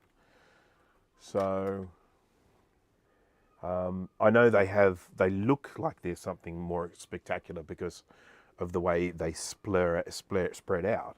But they're just exactly the same as these connectors here. They're just a bit smaller. You know, they're a bit narrower. They don't have as many pins. So you can actually get the connectors. They're just a Molex Minifit Junior connection.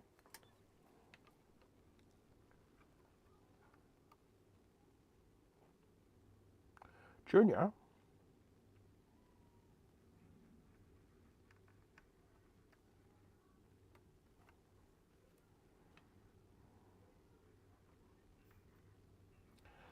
My neighbours sound like they've got a few people around having a bit of a celebration, I hear. Lots of joy and laughter, and the laughter of small children.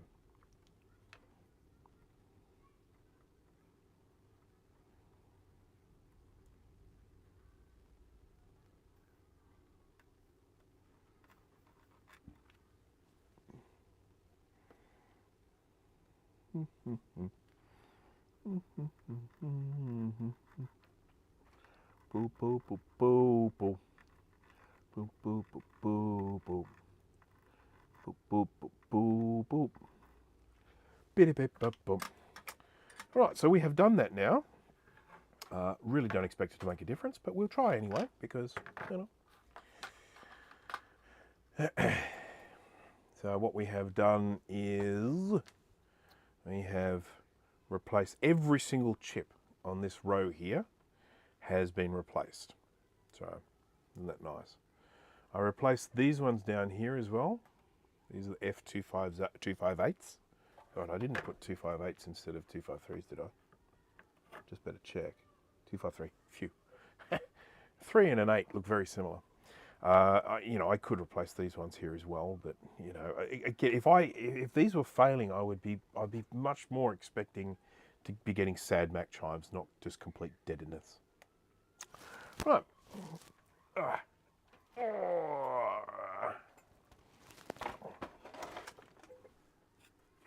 I'm not going to use this cable extension because it's poo.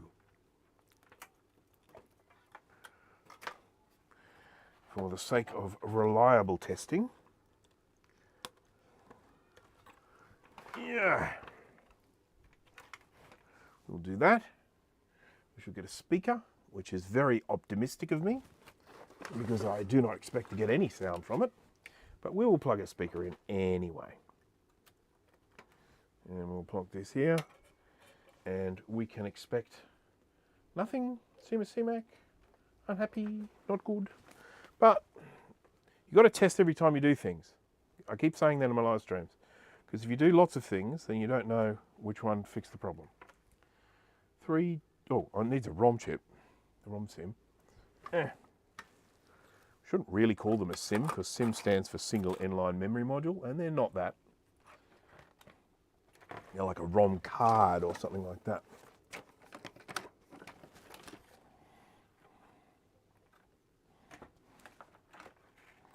Expect the unexpected. I got that advice from Dalton from Roadhouse. That was the advice that he gave. He's the best cooler in town. Never underestimate your opponent. Expect the unexpected. And I thought you'd be bigger.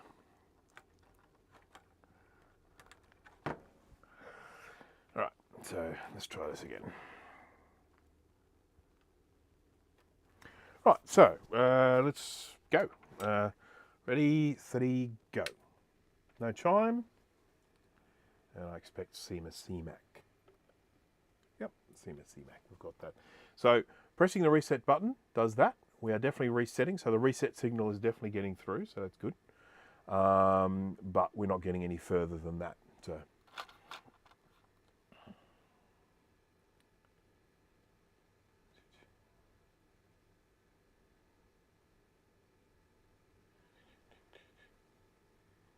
use that software archive. What software? One way.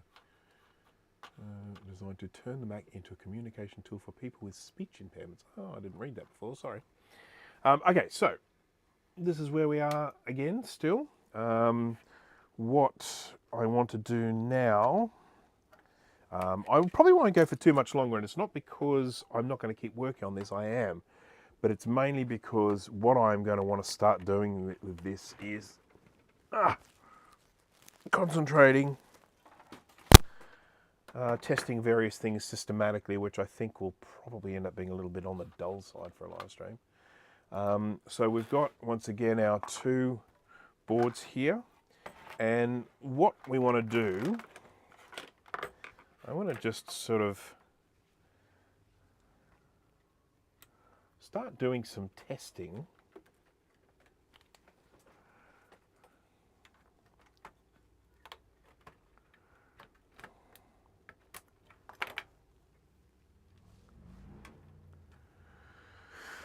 Right, so let's look at the good board here. I want to just start looking for some readings somewhere around here. Oh, wrong one. Sorry. I want to start, just probing around the board at certain places. And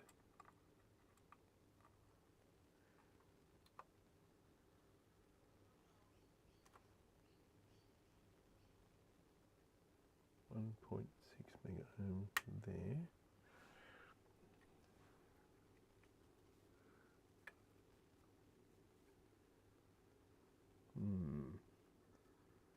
There's a lot of possible reasons for that.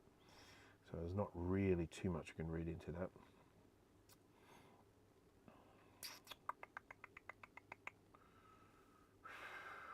Do we try the voltage injection? Stick 1 volt into there and then see if we can find a short. I'm just not convinced there is a short. I know that's what LMNO thinks it is. He thinks there is a short on that data line, but I'm just not convinced that that is the case.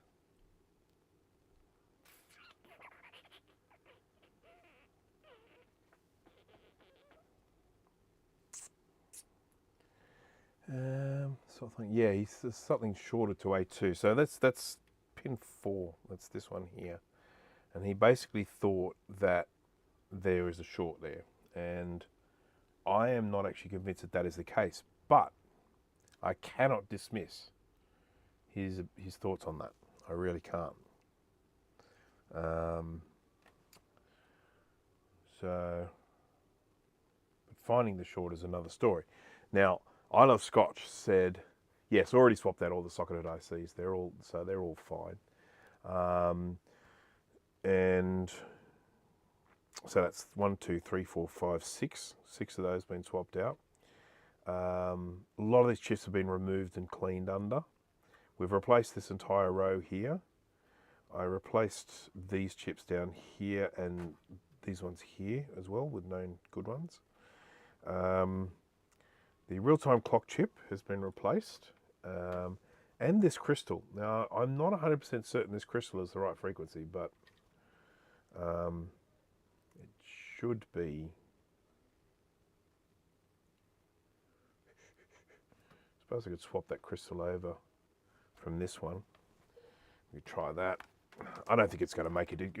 I don't think that the real-time clock chip would stop it from working. I really don't.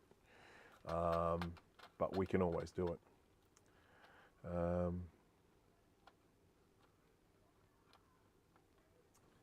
So, yeah. Okay. Yeah. Look, let's measure this on. Let's get the thing.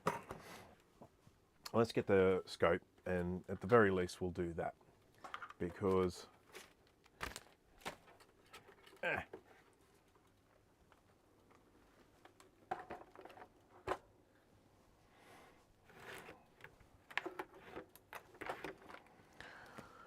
Okie dokie dokie dokie dokie dokie.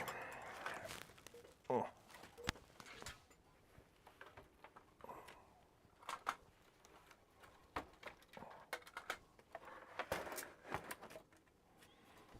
I need my crappy extendery powery thing again.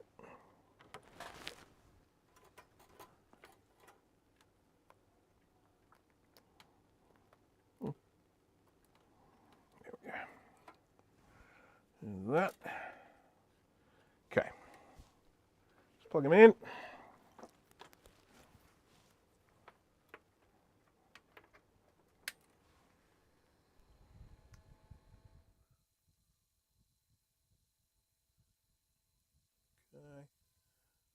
See my CMAC here, that's good. Now let's have a look where the clock signal should be coming in for the real-time clock.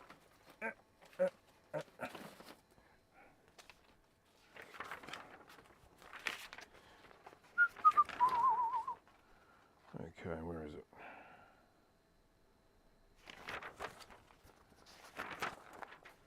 There it is. So there's the real-time clock chip. The signal should be coming in on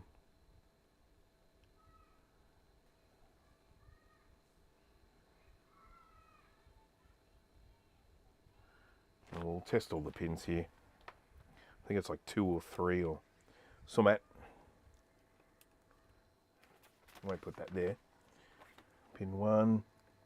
Pin, oh God, wrong glasses. Wrong glass, sir.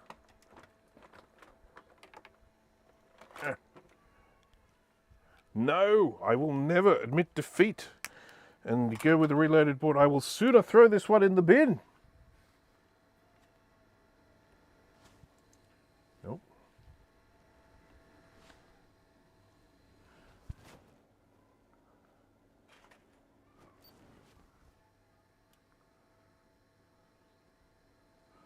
Okay, that's 32.7. That's the normal. That's a normal clock thing. So that's fine. That's no issue there. We know that the real-time clock is giving us the right frequency there. What's this one? 1 hertz. Real-time clock 1 hertz. Pin 1.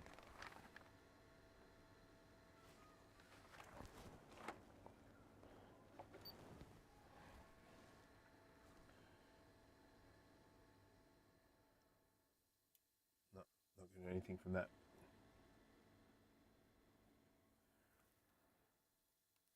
Right, let's look at the other crystals. Except for meth. We won't look at that one.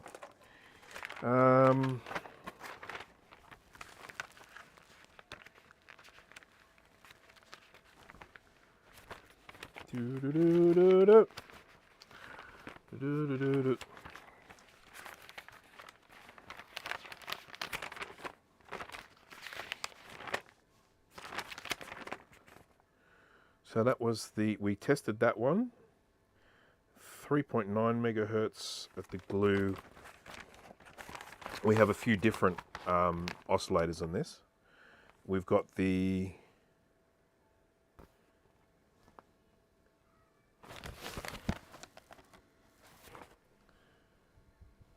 component C32M.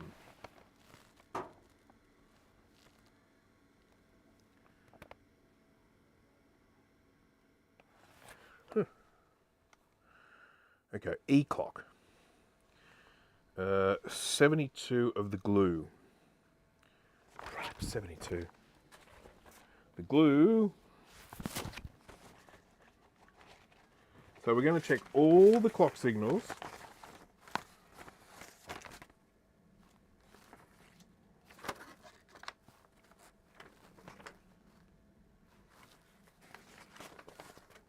There we go. Here's the glue. And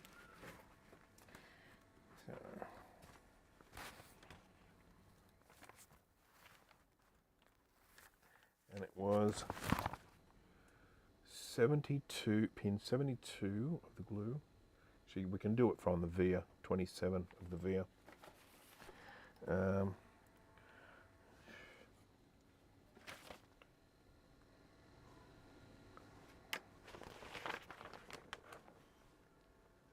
There we go. 27. 27 is second across on the bottom. So let's do that.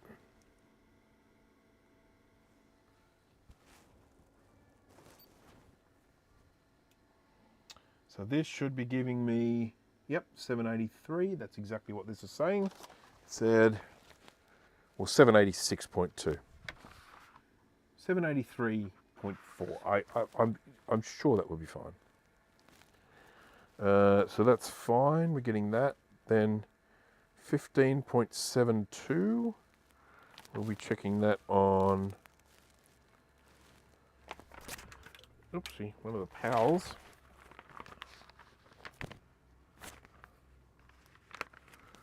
That's 18 of the glue, or pin 2 of UI6. UI6, nice and easy to get hold of that one. Pin 2 of UI6.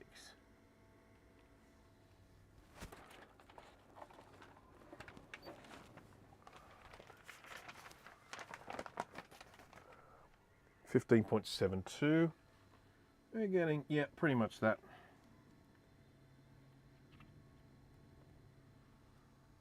Pretty, yeah, pretty. And then we did pin 12 of U87.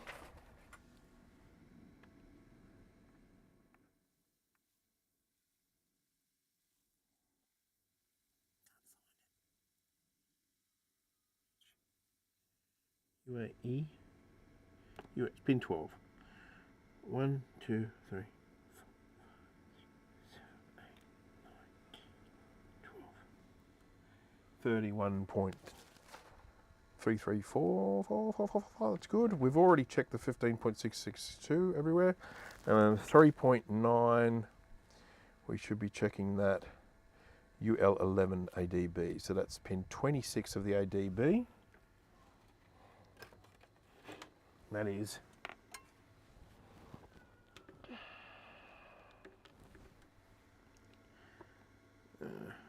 one. It's getting warm here.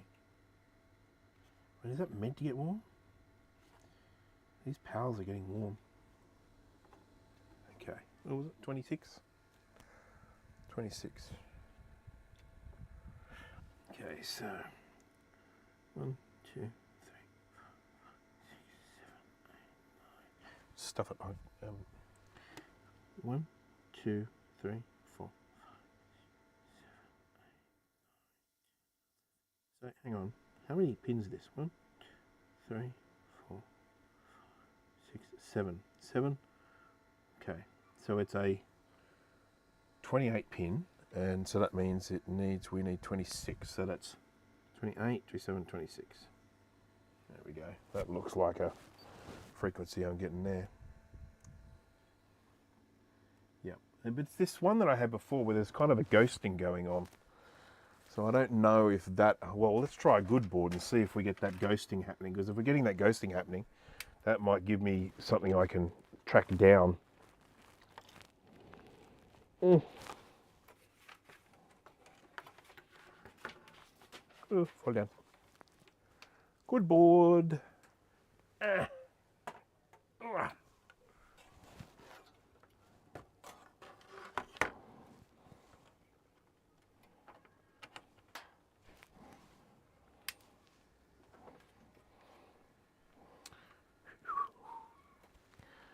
Okay, 26, 8, 7, 26. Yeah, I got exactly the same effect here. This kind of ghosty sort of effect for that frequency. So that's not really something I need to change. Well, we can. This is a working board, so we can go and check all of these clock signals on this to see if they're meant to, see if they look the same. Let's say, for example, that one, which was pin 12 of UH7. 1,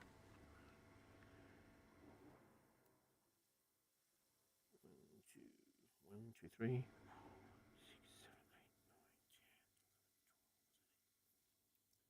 Set it there.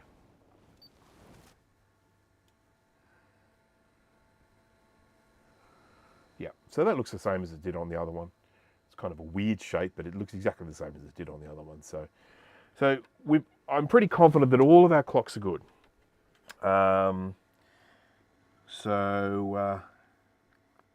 Yeah. So just a reminder, so what I should be looking at here, it's this pin 1, 2, 3. Let's just check this.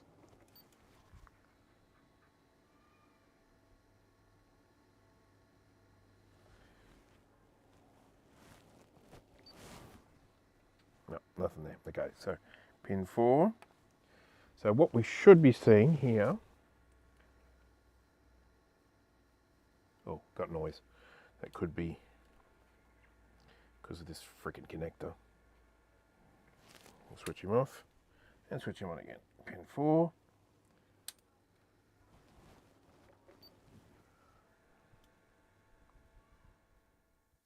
There we go. So what we're looking at there is 1.3 megahertz. Now, even though that's not what it says in this book here, that's what I'm getting.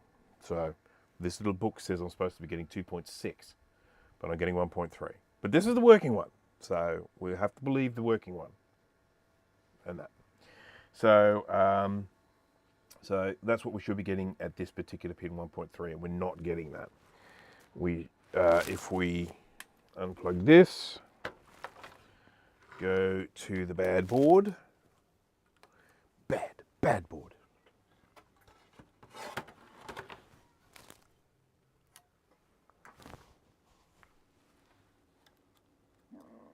Oh, noisy stomach. 1,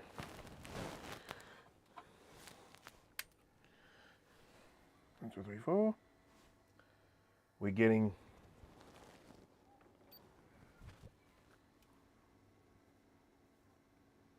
it's kind of messy, yucky, kind of. No, that's not what I wanted. Which one am I after? I want to twiddle a knob here. Is it this one? Okay, let me just do this first.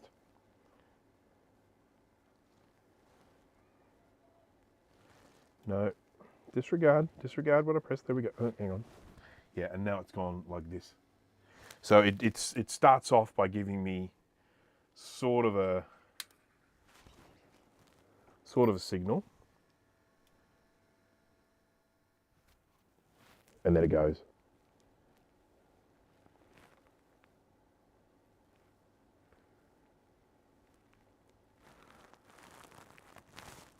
This one that I want, isn't it? No, it's not that. This one. No, I can't remember what to twiddle. It's so long since I've done any. I just what I do with this. I just do the cheats method. I just press this button and then it goes in, and just what it does is it looks at the signal it's getting and it auto ranges it. So A2 look on good board on scope. Yeah, we just had a look at that one. So we're getting 1.3 is what we're getting. Now, I tell you what I do want to do just real quick. I want to get the good board.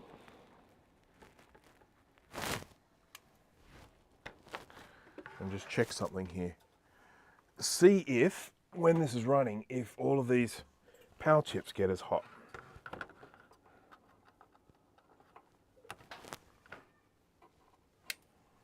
I'll run that for a bit.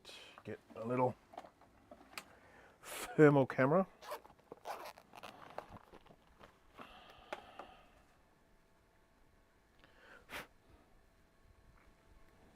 Yeah.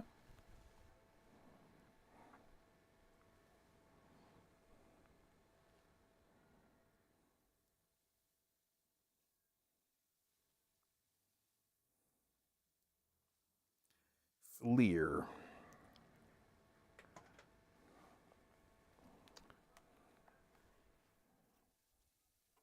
Yeah, these get warm. So when I'm looking at a working one, the main area of warmth that I'm getting here is around here, around these power chips down here. Getting some heat up there. That's these two up here. And what else? What's that one? Getting a fair bit of heat from 8530. CPU's fairly mild. I'll tell you what I'm going to do. I'm going to take a photo and compare it.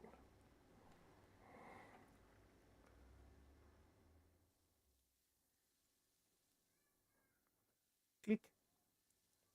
Click. Oh, that's video. I don't want video. I want photo. Photo? No. How do I make it just do a photo? There we go. That's better.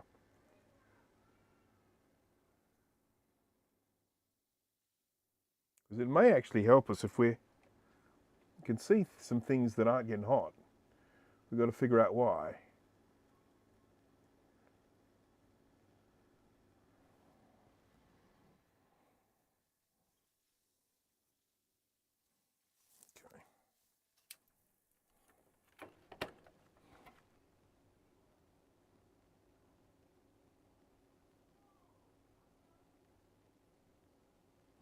Okay.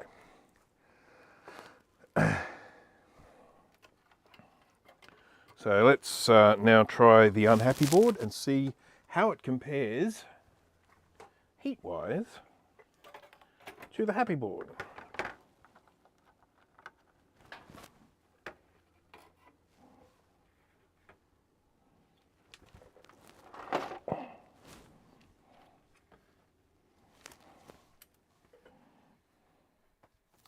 But I definitely feel like we're getting comparable heat in some places. So,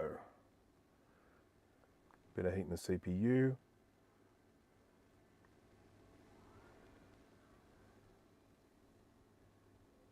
Yep. We seem to be getting heat in exactly the same places, pretty much.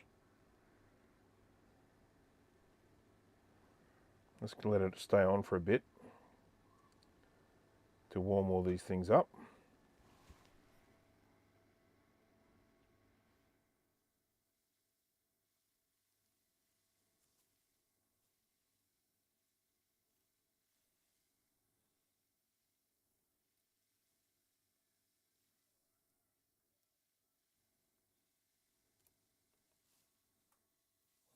Okay, that's enough.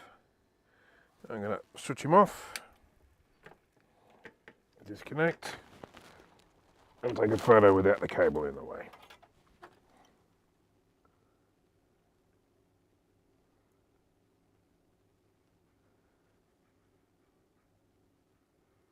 All right, let's compare these two photos now.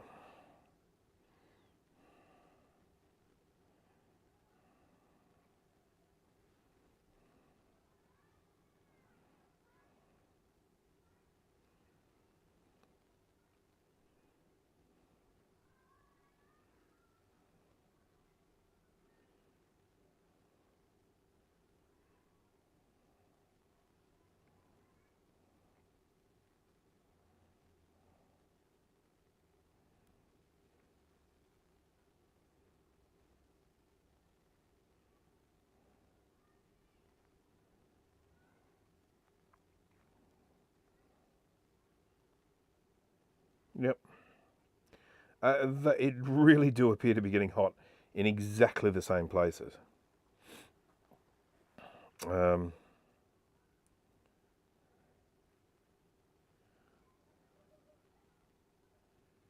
just checking. Yep.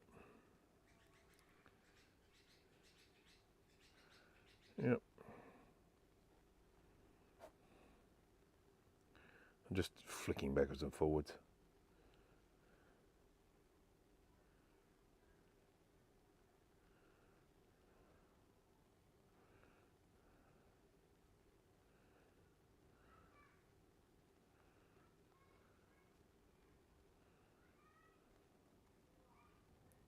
Okay. Well, good thing to check for, but pretty much everything on the good board is getting warm at the same spot. So I sort of feel like compare the pair, same age, same income. One has a whatever super fund it is.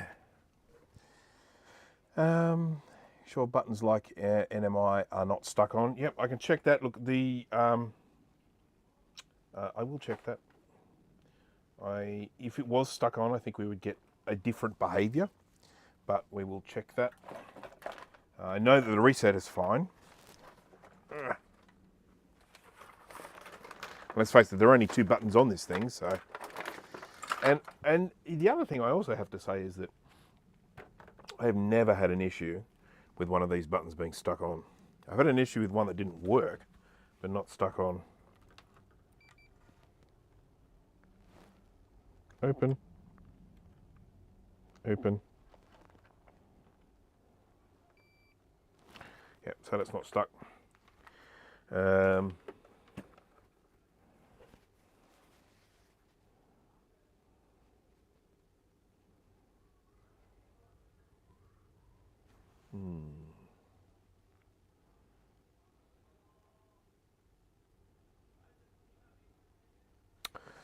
Okay, well, I think I'm probably at this stage going to have to stop because I do need to actually spend some time thinking about this. I've got to look over this and do some deep thought kind of moments, and it's very hard for me to sit here and think and also live stream at the same time. So I think I'll probably stop for now. Just a quick little recap of the situation. So we're getting the CMA CMAC type situation. In terms of what we have checked, we have checked every single address line. We've checked every single data line coming out of this ROM chip. They've all been checked. I've checked the continuity of every single pin on the CPU. Every single one. I've checked the continuity of every single pin coming out of this UK6. I did that because it was nice and easy. We've taken off quite a few chips and cleaned around underneath them. Generally not a problem. The only place where I've ever seen any really seriously broken traces have been around here. Everywhere else I've looked, we're around here where we've had traces that have looked ugly. They've actually been okay. I think I did 1 or 2 trace repairs up here. That was about it. Some further things that I can do. Some of the areas where there was some damage, I would probably be inclined to go through and check this, this sound chip here, which is UE10. Check the continuity on every pin of this. So I actually go and get the schematic and go and ping out every one of these pins, because there was some trace damage around there, and though I believe I fixed it all, you never know. We've replaced all of the chips along here. All of the socketed chips have been swapped over from a known working board, so we know there's no problem with those. Tried with a different variety of ROMs as well. We are getting a pop from the speaker, which sort of suggests that there is probably a functional amplifier on here, but we're just not getting, well, obviously not getting sort of proper startup stuff. When we check the frequency on the first address line, it starts off giving us some sort of weird muck around thing, and then it stops. It stops and just gives us noise. So definitely something not working there. LMNO thinks that there's possibly a short somewhere on this data path, but finding that short is kind of difficult. I've got a couple of ideas of things that I might try to find it, but we'll just see. I'm not super. I mean, did I even have to repair this one? I'm not sure I even needed to repair that one. So it's unlikely that I would have ended up creating a short in it somewhere.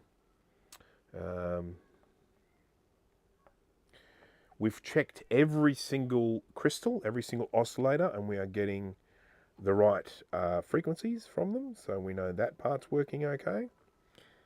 My chickens want some food. But I feel like I'm really, really close, which sucks because I hate being really, really close and not there. I sort of feel like there's, I'm just like one small thing away from getting it right. So that part is actually driving me insane. But what are you gonna do? There's danger zones. I love this danger zones. Danger zones on this computer. Danger zone, danger zone, danger zone, danger zone, danger zone, danger zone.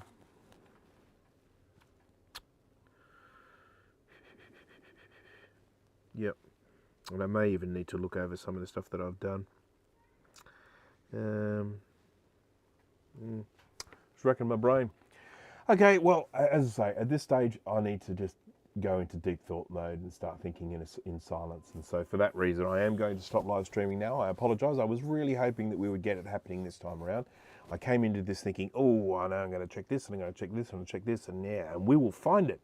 And I checked all those things, and we didn't find it. So unfortunate, but we are getting close. And I'm not giving up on this thing, and I'm not going to put it onto a reloaded board. We are going to fix it.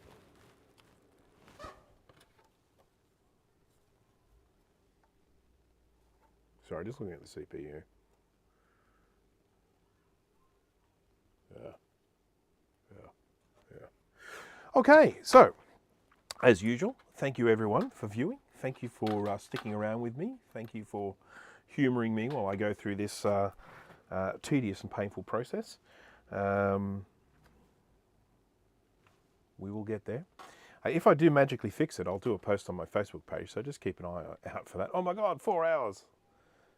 I seem to keep doing 4 hours. And I would also like to thank I Love Scotch for the all of the super chats that he has thrown at me during this live stream. I do appreciate it. Thank you. And of course for the help. You've been very, very helpful. And I cannot believe that I have been here for 4 hours now. I thought, oh God, this has been a short stream. I've been here for 4 freaking hours. My God. Oh, well, that's about the standard of every other one that I've done, and that's around about when my microphone goes flat. So I sort of have to stop at 4 hours, otherwise you end up having to listen to me. Well, not listen to me. Thank you for the live streams. Thank you for keeping the chat lively. Thank you for joining me. Sorry I streamed at the same time as you, Steve. I hope everyone has a very good Friday night, Saturday morning, Saturday, whatever it happens to be in your part of the world. And I will hopefully see you at the next one. And let's hope the next one is getting it going. So thanks again, guys, and I will see you next time. Bye-bye.